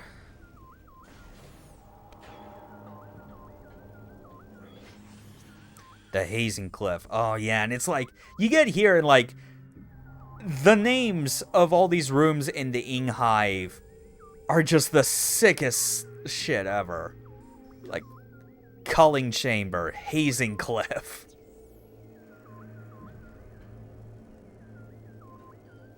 And, like, it's because of this that it just, like, gives you the idea that what you're in is now even more otherworldly. as opposed to the previous areas, which were very much just the same areas as the light world, but with a different color palette and other additional hazards.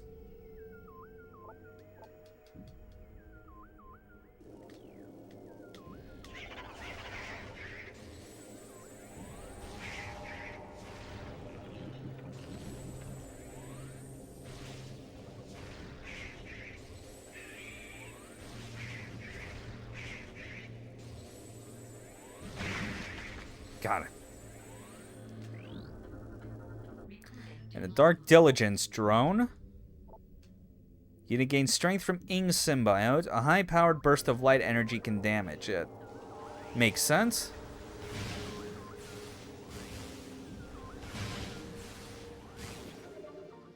There. And a missile expansion. God, our maximum is now 110. Oh god, I just realized that that's one of those things that, like, was, like, a subtle but appreciated change going from Prime 1 to Prime 2.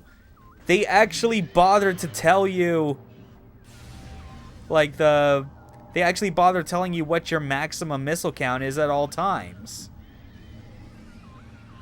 Like, in Prime 1, it was just, like, a meter that represented, like, your full ammo count. Which wasn't always useful, but it was there.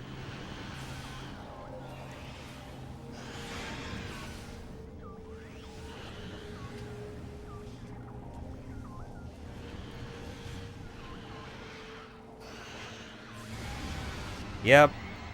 Lured him right into it. It really does, yeah.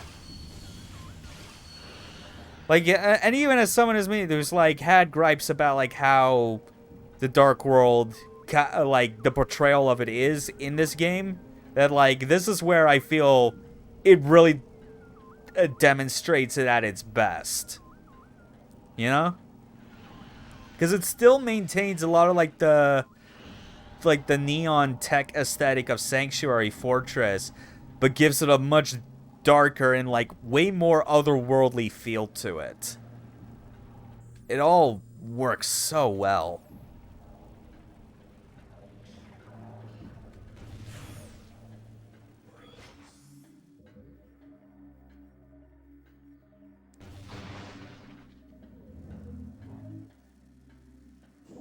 Okay.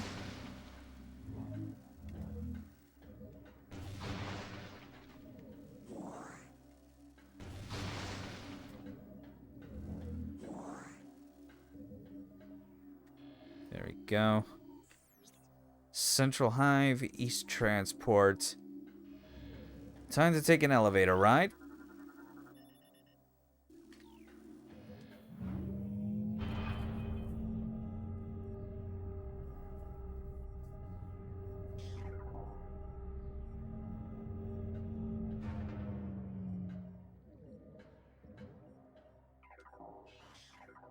Oh yeah, I should still farm as much ammo as I can.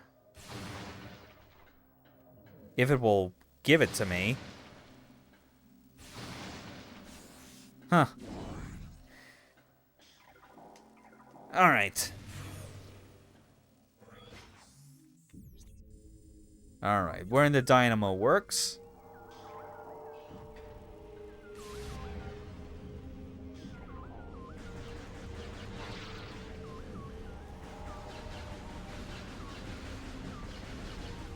Just blow up as many of these as we can. Get them out of the way.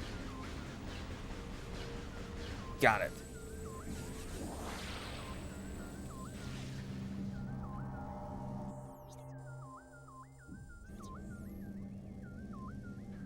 Alright. And... oh yeah, the portal's through there, so how do I turn it off? Scans indicate presence of a control system, but not in the visible spectrum. Yeah, that explains it.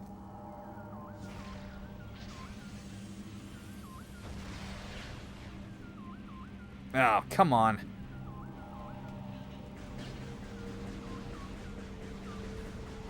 Just keep blowing these things up.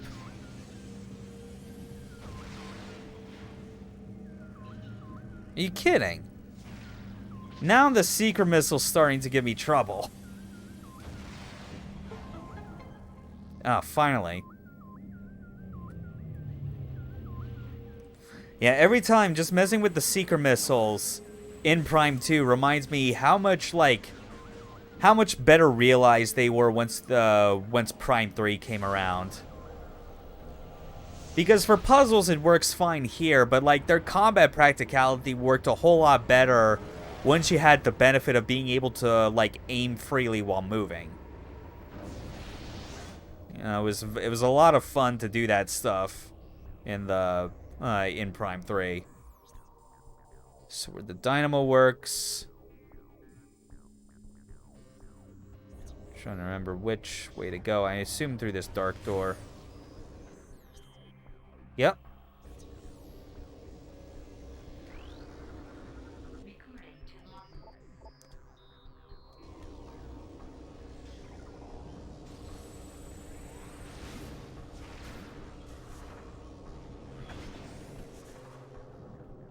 Okay.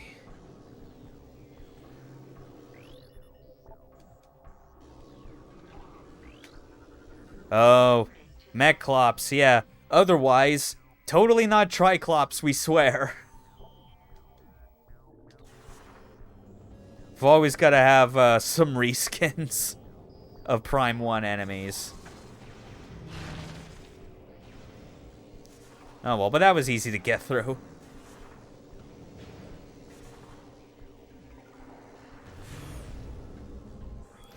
So let's see. Oh yeah, this room.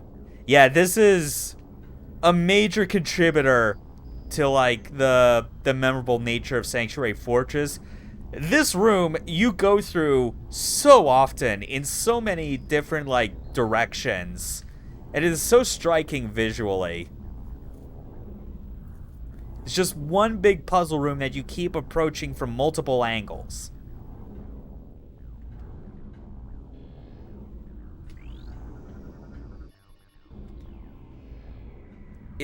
Oh yeah, it's so beautiful. It is so good looking.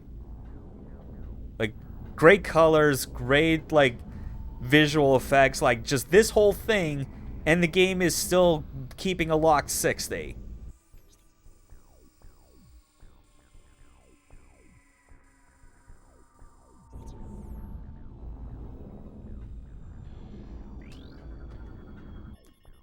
Alright.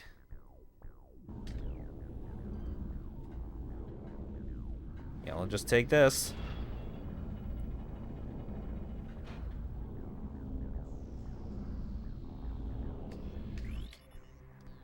Oh yeah, I can't do anything with that yet. Right, and we don't have the Echo Visor yet.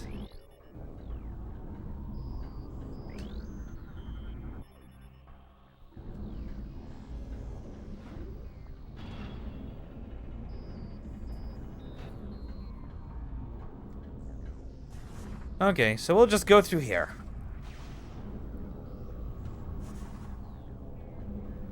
Yeah, just get an even better look of this dynamo.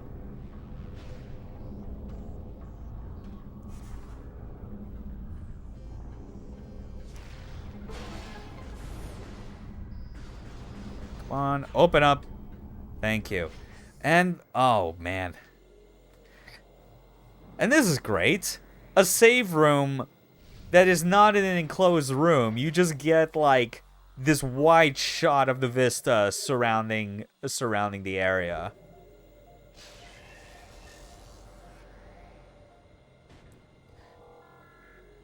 Like Aegon and Torvus both have their moments, visually and layout wise.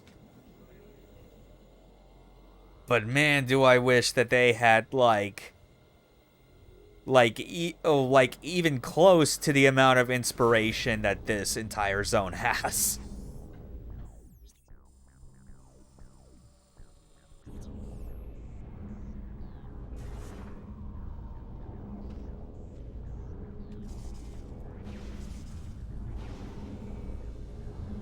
Oh yeah, this bit. Okay.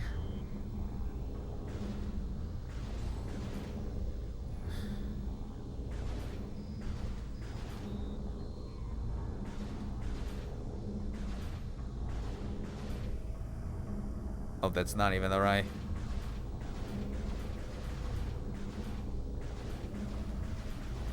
There we go. Solved it.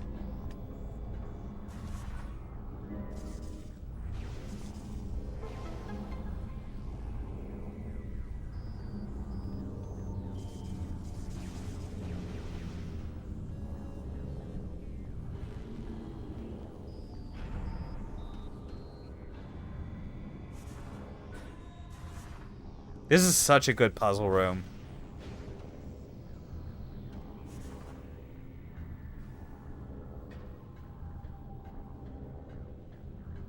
We can already just walk right to this opposite end.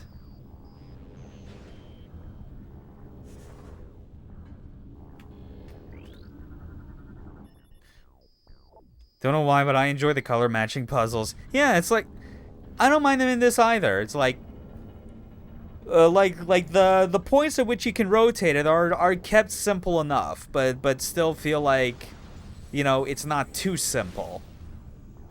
It's just the right amount that they landed on. Okay, temple access.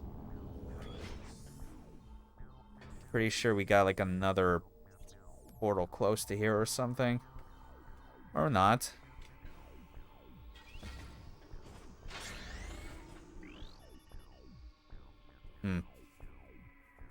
Okay, just another one of these.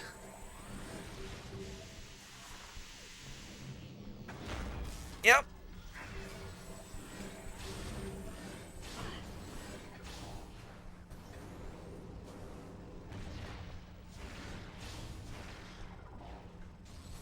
Oh, man. I do kind of wish this game, with some of its enemies, wouldn't go so out of the way to just completely no-sell your ability to hit them with missiles.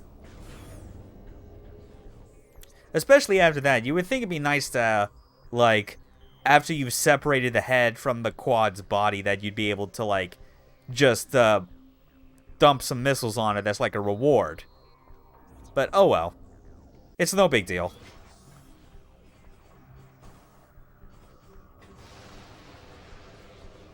Okay, here we go.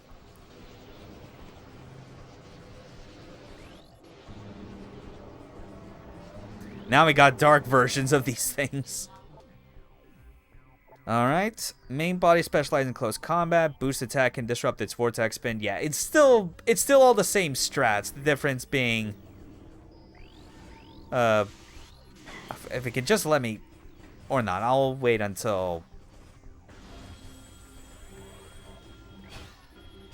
Yeah, it's really not wanting me to, like, scan that head. Okay, we'll just do it this way, then. Okay. And beam shield can be breached by opposite polarity systems. Of course. It's still the same.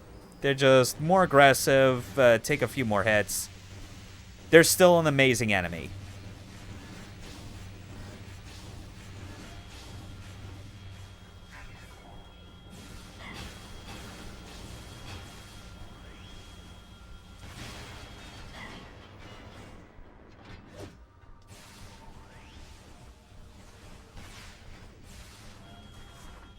And got it.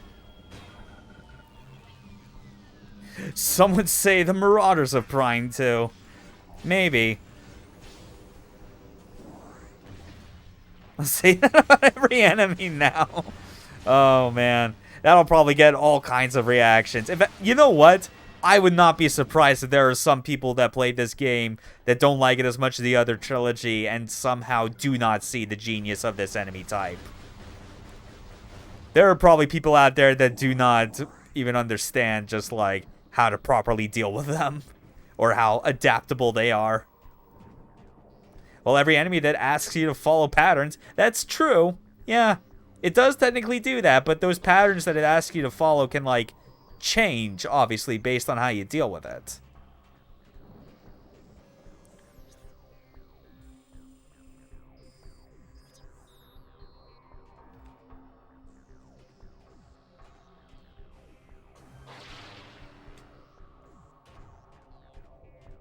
Still, they're really good.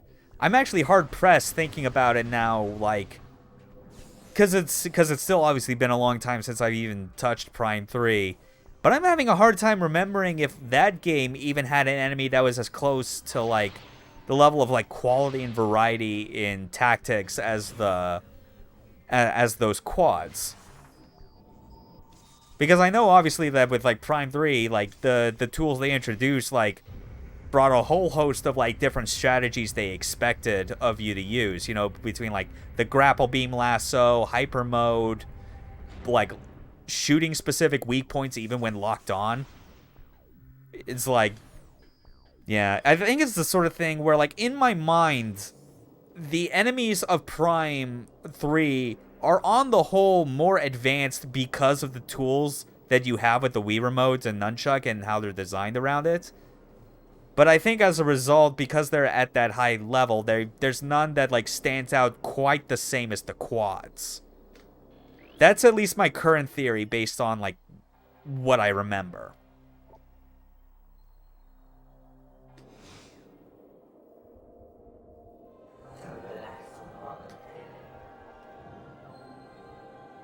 More advanced, but also generally simpler because they didn't want motion stuff to be complex.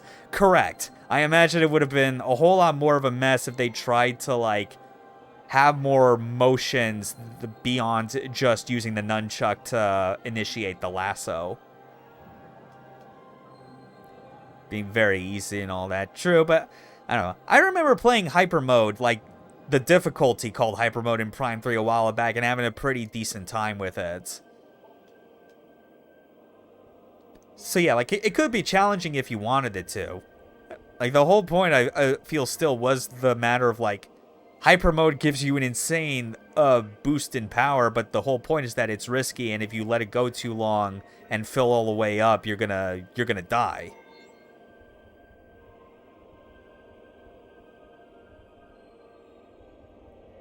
Oh yeah, and also just some of the other things I'm remembering that's cool about, like, the combat editions in 3 because of the Wii Remote was how it integrated with that game's X-ray visor. Do you remember that, Wrath? That game's X-ray visor combined with, like, I think the final beam upgrade basically gives you the means to, like target internal weak points on an enemy and just shoot them for massive damage. Yes, for Prime 3. That's basically what I described. Like, they found, like, I think, like, the coolest application of an of the X-ray visor in combat out of all 3 games in the trilogy, because, yeah, that's always, like, that's the third visor type that is consistent in how it's used, even if it doesn't always, like, look the same or have the same name. Because we got the Dark Visor. Dark Visor is just X-ray. That's all it is. You use it for the same functions.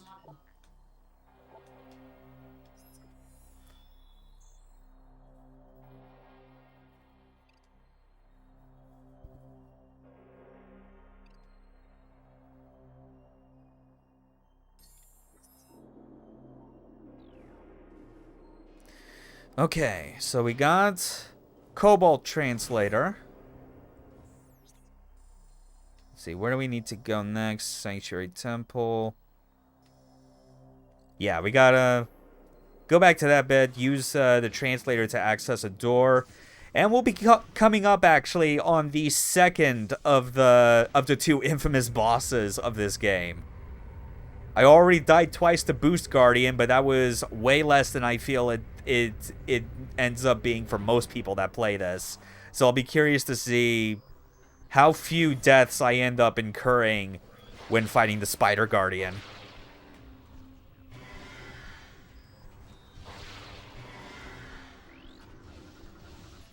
Yep. Yeah, Spider Guardian is the most puzzle fight that it gets in this game, but I can't complain considering it's a great, like, change of pace in how bosses go, and actually is more in the game's favor of demonstrating how much better Retro got at doing those sort of boss designs over the first game.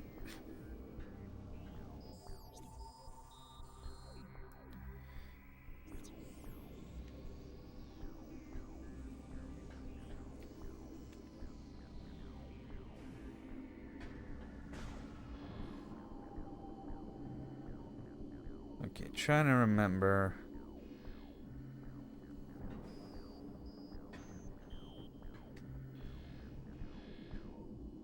Oh yeah, there's this.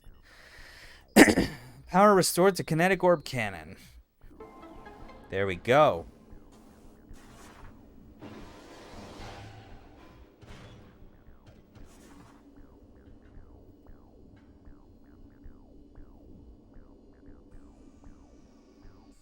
Actually, hold on. I'm trying to remember. Yeah, what was the last time I saved? Huh. That's weird. Do I know the speedrun strat in this game? Not off the top of my head. No, I don't think so. Why, is there like something in particular?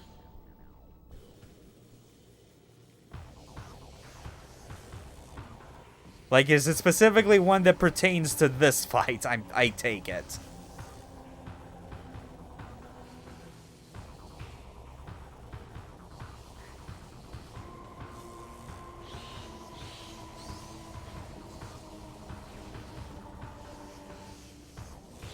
Basically do some weird shit to keep the cannon morph ball hitbox on. Oh, really? Okay. Makes for insane damage. Alright. I suppose that makes enough sense. I'm obviously way past that, though.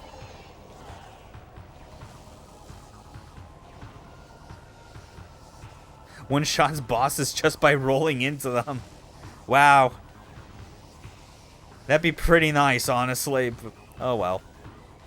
I think the only boss so far out of this trilogy playthrough that I ended up where I used something possibly pertaining to a speedrun strat was with the Meta Ridley fight. Which like I'm gonna assume you also like recall what that one specifically was, but in Prime 1. Like, there's a way to, like, immediately have him be done with his, get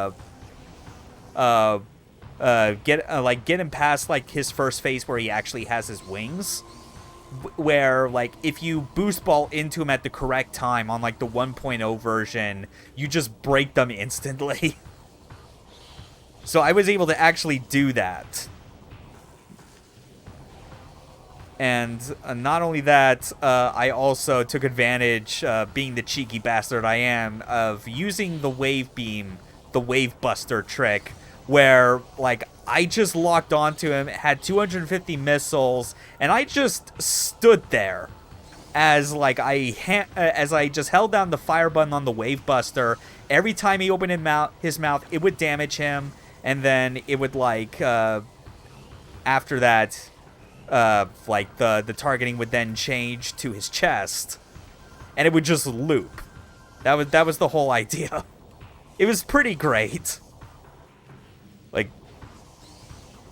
Like, Meta Ridley is such a chump of, like, when you use those, and when you don't use those, he is such a super long fight.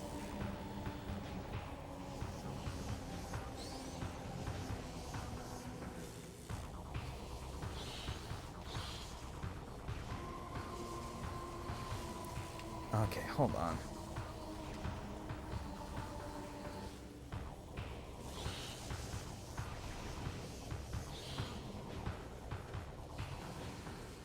Ow. Trying to get back up to the other side.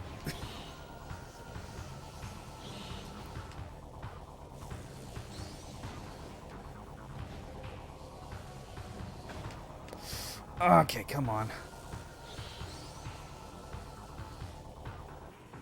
Yeah, I'm trying to forget. I'm forgetting if there's like a specific... Oh yeah, that's right. Just gotta keep...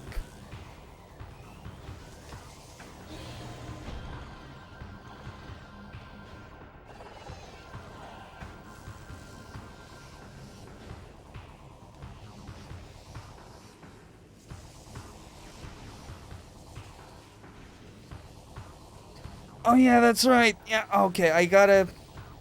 Damn it. This is kind of the annoying part about this specific spot.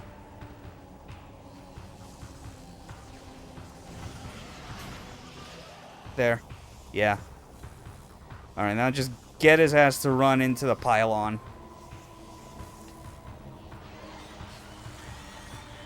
Still, I can obviously see how this was another point of frustration for a lot of people, but for a different reason compared to the Boost Ball Guardian. And to be fair, even the trilogy version, I did remember this taking a bit longer than I would like. Just how it plays out.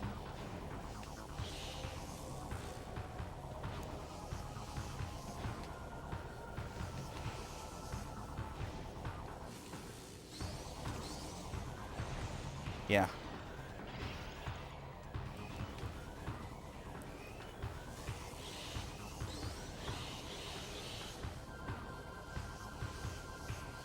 And also with no health pickups, that contributes a lot to the to like the difficulty of it, I guess you could say.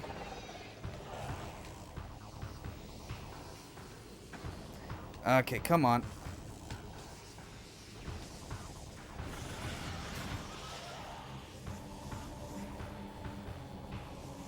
Okay, and got him. Still, hopefully I do not die during this fight, because the save point is gonna, like, where that was is gonna send me back quite a ways if that's the case. Just gotta be careful. Oh wait, oh yeah, that's right, they do give you some halfway through health pickups. Oh, thank God. Yeah, Boost Ball I can, Boost Guardian I can totally understand why they did not, feel good about, like, the difficulty they left it at. But by the same token, I'm like, I feel like I could go either way on the changes they made between this release and trilogy for the Spider Guardian.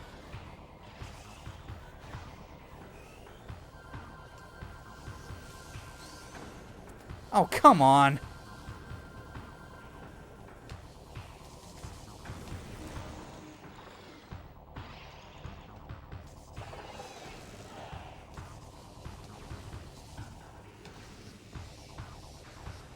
I'm just gonna wait until...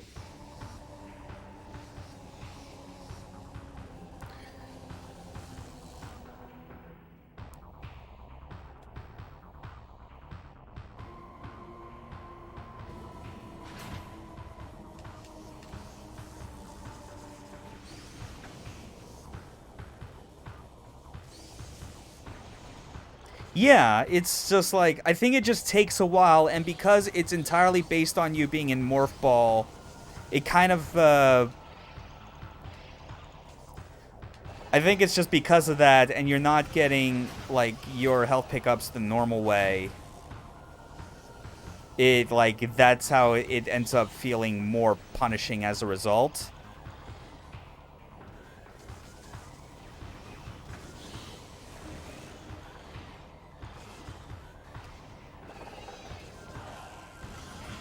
Oh, damn it.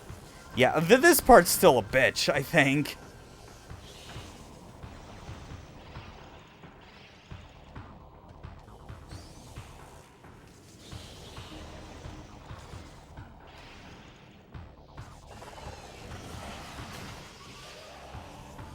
Yeah. Okay, this is... Oh, man.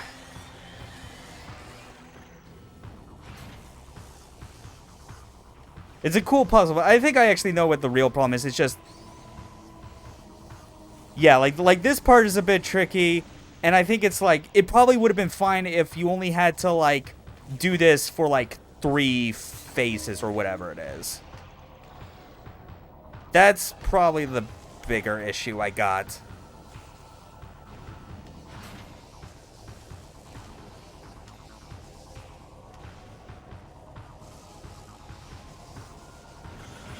Yeah, but this should... Yeah. There we go. And then one more after this. Like, I actually, you know what? I think I know what the real problem is for me with Spider Guardian. Like, this final room that you see here, this is what it should have been from the very start. Like, if it was just this, I think it would be, like, a lot more understandable as far as like the challenge and what it's asking for.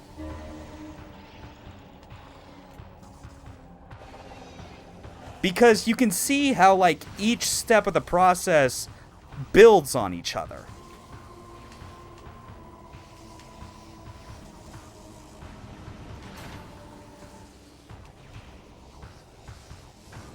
Oh, come on. And I'm so close to dead as well because of the lack of proper health.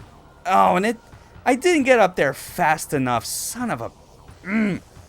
Yeah, this is where it really starts to become a problem.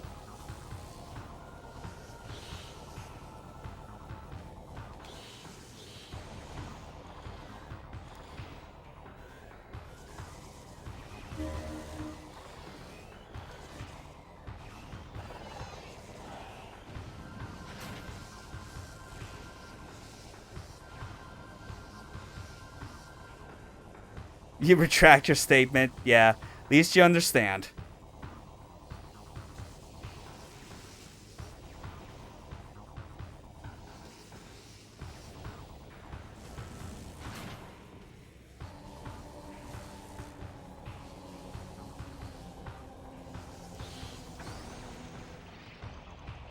I'm gonna die. Or not.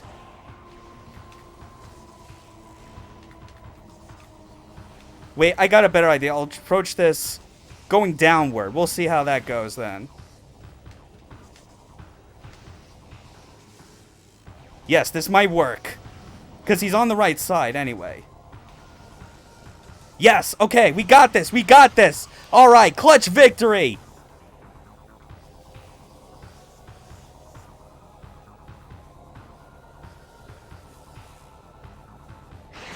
Yes.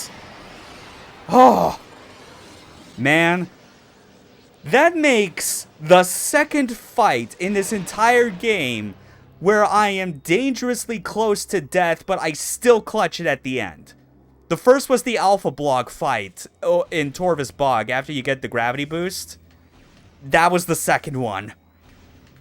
I expected things to go wrong with a game over considering this boss's infamy. Wow. So yeah, I guess still, the only two deaths I've had of this game are still focused around the Boost Guardian. Wait.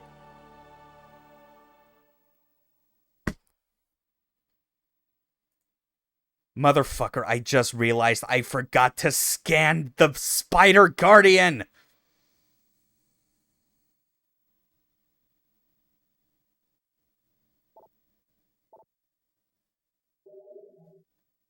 Do-over! Fucking goddamn it! Ugh! No, you don't understand. You don't understand. It's for the 100%. You see the stream title? That's what it's about. Just... Okay, just, yeah, how far back it was. God. Yeah, I think just because of that. Like... Yeah, because that's the other thing that's like a real dick punch about the fight is that you don't have a save room immediately before it. Gotta go though, I'll pretend this is how your stream ended. Okay, fair enough. I'm at least gonna... At least on my end, I'm gonna call it quits once I, once I beat the Spider Guardian and, like, head back out to Temple Grounds. God, that was the worst mistake I could have made. But yeah, you have a good day, man. I'll just be going through this again.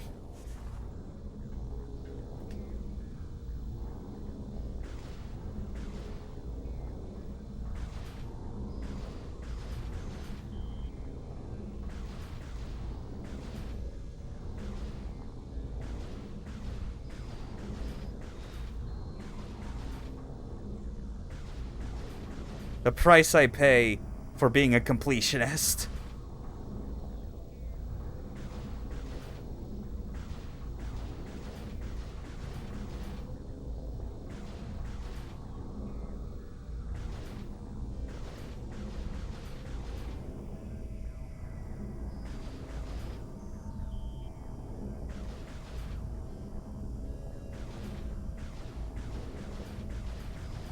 Ugh. That was so bad.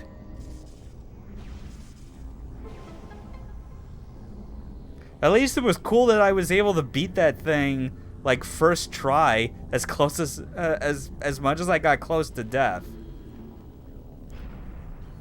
Just they really should have just put another save room like right outside the Spider Guardian's room or something. Cause look at like how far back I would have had to trek just to save my progress before resuming. That's like that's the problem.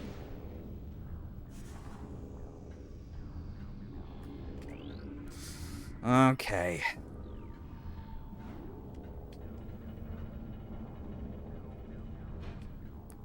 Yeah, and just kind of looking at like what all left I'm gonna have to do, I think I could very clearly tell that like I'm gonna say my prediction that it'll take 5 parts to stream through this game is probably gonna stay accurate.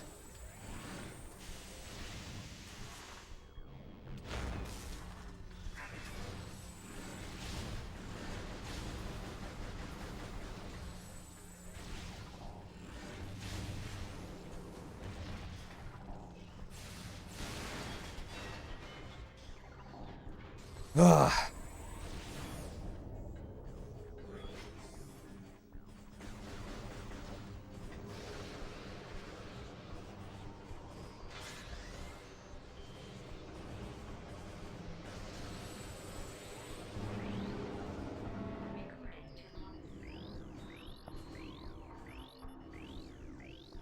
Yeah, and the head still moves too erratically for me to scan when it's attached like that.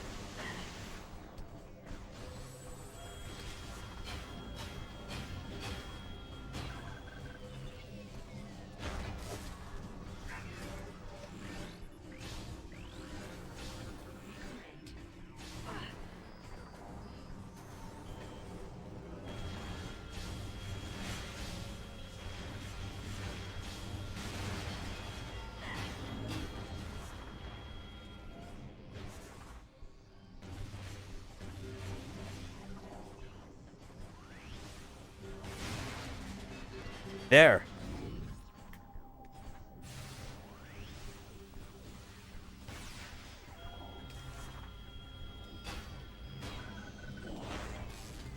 Got it.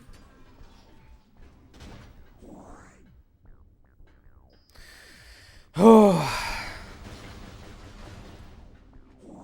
Oh well. God, I've really got nothing left to say. God, just realizing I missed that boss scan just leaves me so speechless. Like, I could have just...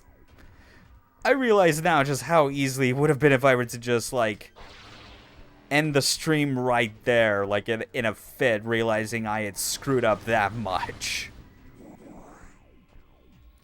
But no, I'm gonna correct myself. I'm gonna do it properly this time. And hopefully when I do the Guardian fight again, it'll, like, it won't damage me nearly as much. Maybe. Who knows? Like, whether I beat it again or die again, whichever of those results happen, that will actually be the end of the stream for tonight. Because, yeah, it's been exhausting on this first visit. It's such a cool area, but yeah, it's got some hard things you gotta go through.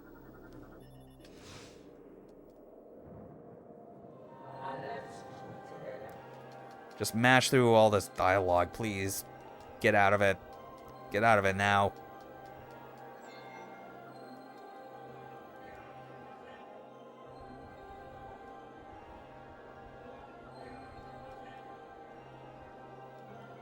Yeah, I know. You made the quads. They were very good, but then they turned against you. Whatever. Just let me go, please.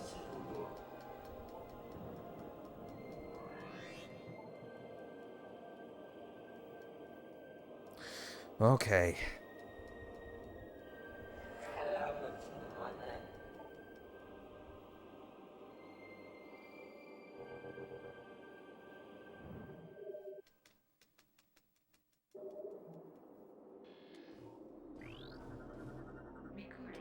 Yep, got that. I don't need to read it in detail again.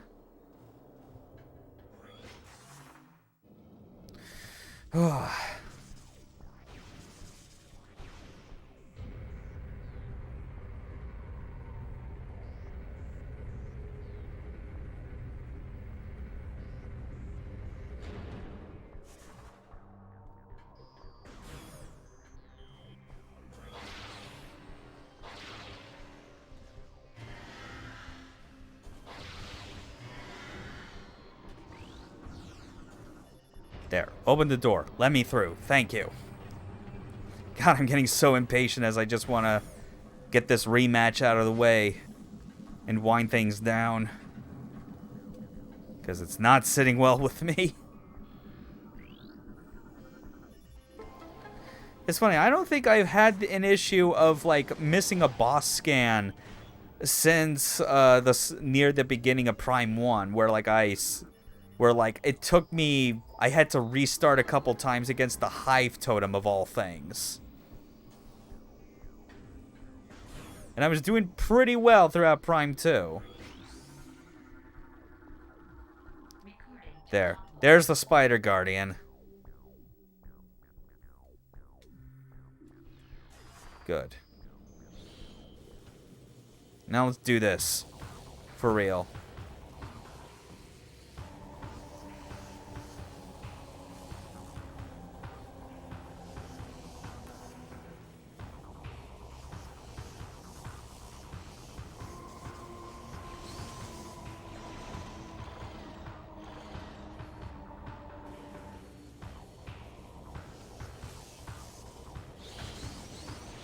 Ah. Too late.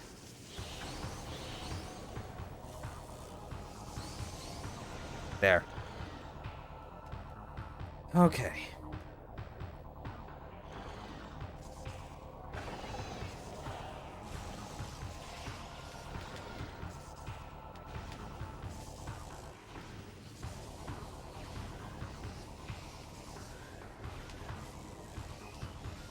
There we go. Going a bit faster now.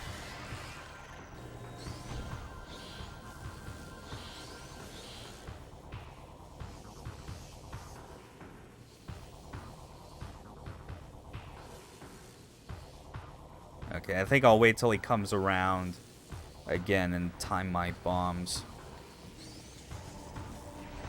There we go.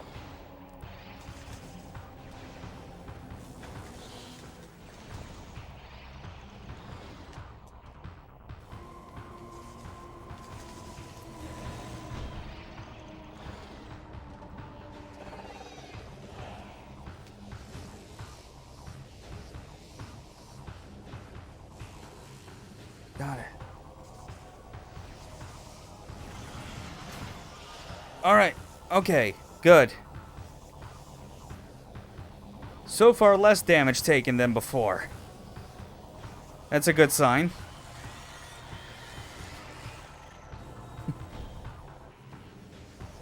At least I can claim with this stream that I fought the Spider Guardian like twice and did not have a game over on any of those attempts.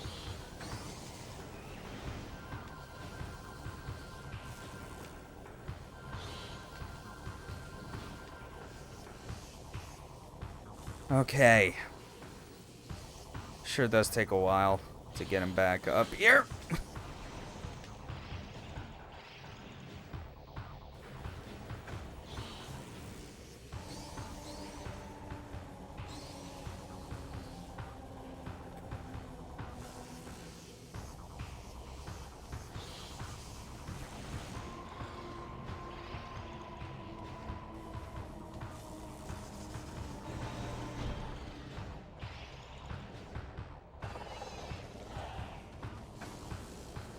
Yeah, just get all the way down there.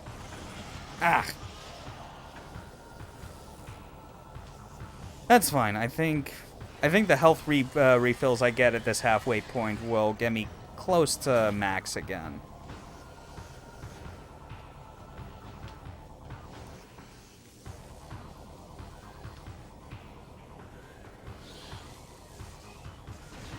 Yep.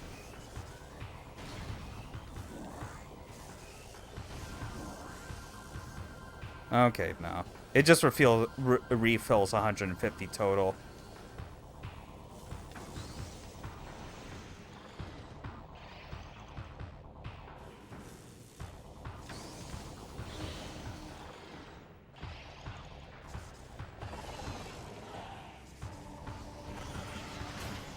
There.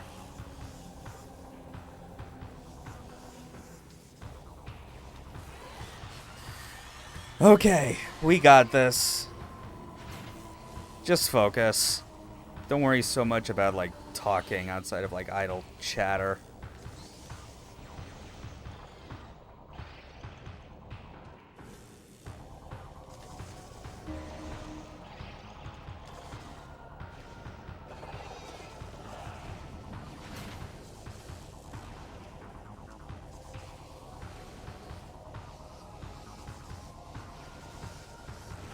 Got him. Yeah, it's like your best time you have to actually pass through him is when you bomb him and he no longer has the electric aura. Now.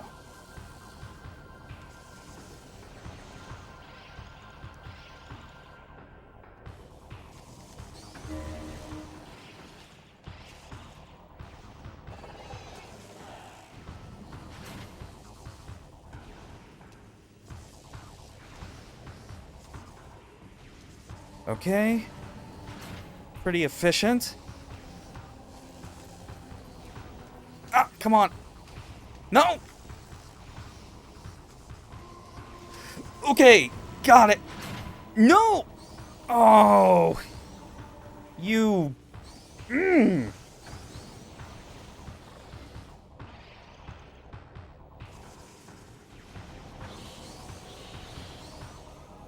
Oh, you son of a... I had one too many edges, and it cost me.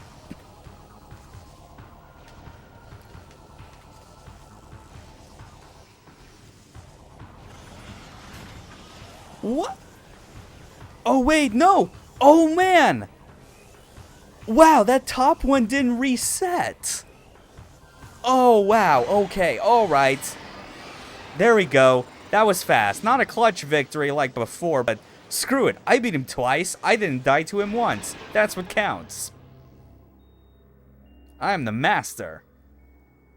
And now we get one of the more defining, like the other defining Morph Ball related ability of the Prime series. The first obviously being Boost Ball. Second, obviously, Spider Ball.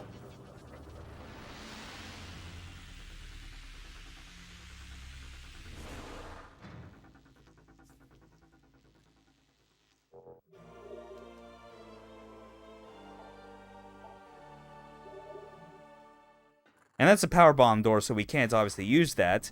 Which means we now get to go this way. And got mini spider guardians.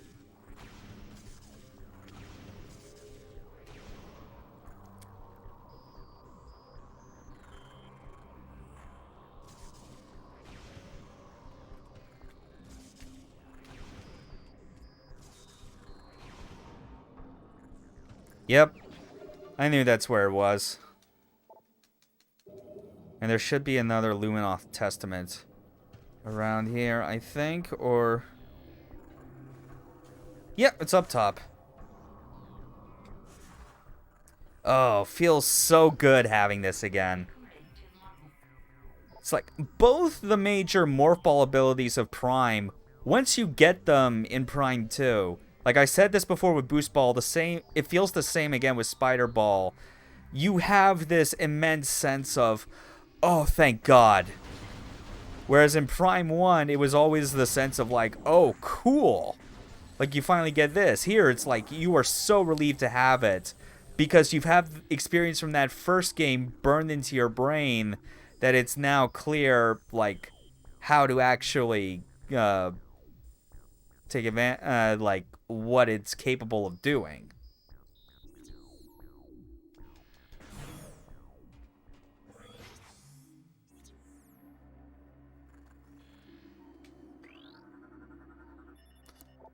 Okay. So...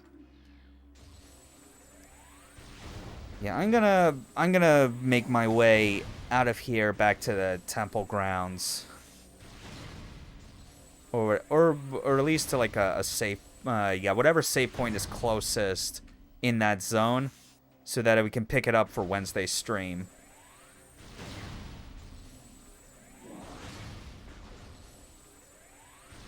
Because, yeah, God, I'm just like... and because, like, looking at my checklist and, like, where the scroll bar is on the text file, I'm realizing that, like, yeah, I'm remembering clearly, like, Prime 2 is so much longer to 100% complete than the first game is. It is nuts.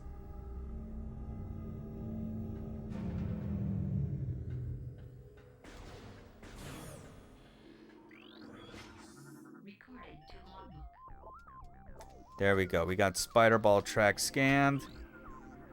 Some new lore, the Final Crusade. Our forces on Dark Aether fought desperate battles against superior numbers. Our best minds completed their work. The Energy Transfer Module, device designed to recover our lost planetary energy, was ready at last. Force of our greatest warriors was assembled, each equipped with the best armor and weaponry available. Sent the cadre to invade the Sky Temple and seize the missing energy lying within. Yeah. Sky Temple, the name of the final area of the game that we'll eventually be seeing.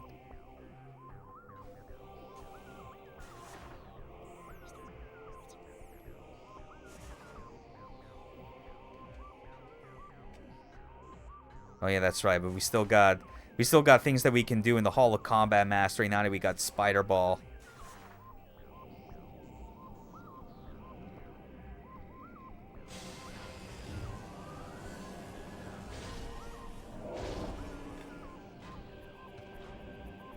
Yeah, that just lets us skip over that if we want.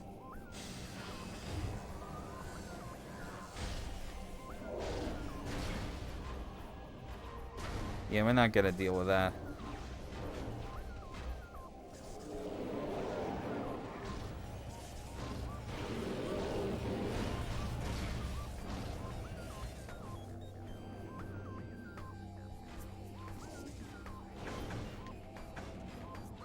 Oh, come on. Just let me jump up. Oh, come on! Just let you...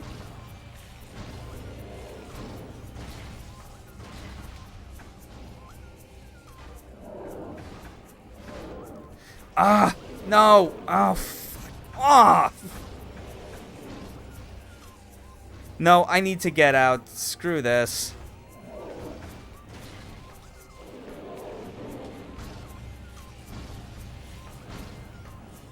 Ugh, fuck. No, no, oh my god, are you kidding? I am actually for real stuck. No, oh my god, this is the worst. Why? Why does it lock you in? It's like every step they make too. Oh my god. I swear, if I game over here, that's the end of the stream, you fuckers. This is the worst. This is the worst it's ever been. No! Oh my god, these fucking goddamn morph ball physics. Stop it. Come on. Oh my god. Oh, its ground pound is literally making me miss my bomb jumps. There's 2 of them.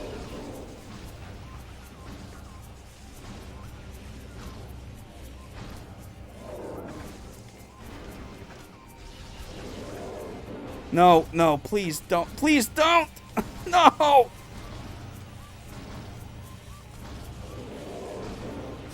Why? Why the fucking hell?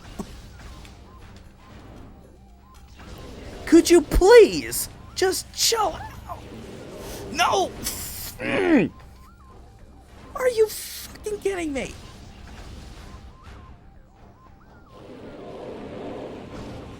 This is so, this is bullshit. This is so bullshit. Why? Why did anyone think this was a fucking good idea? Why did they have to activate now?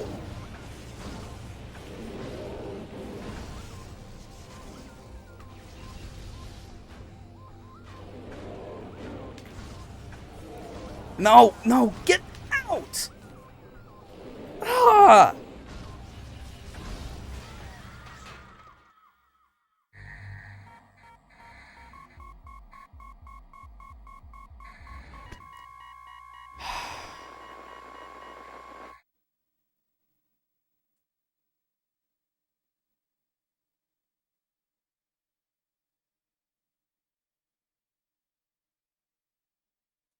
Yeah, guess who's gonna have to fight the Spider Guardian a third time? This idiot right here. The one you're looking at.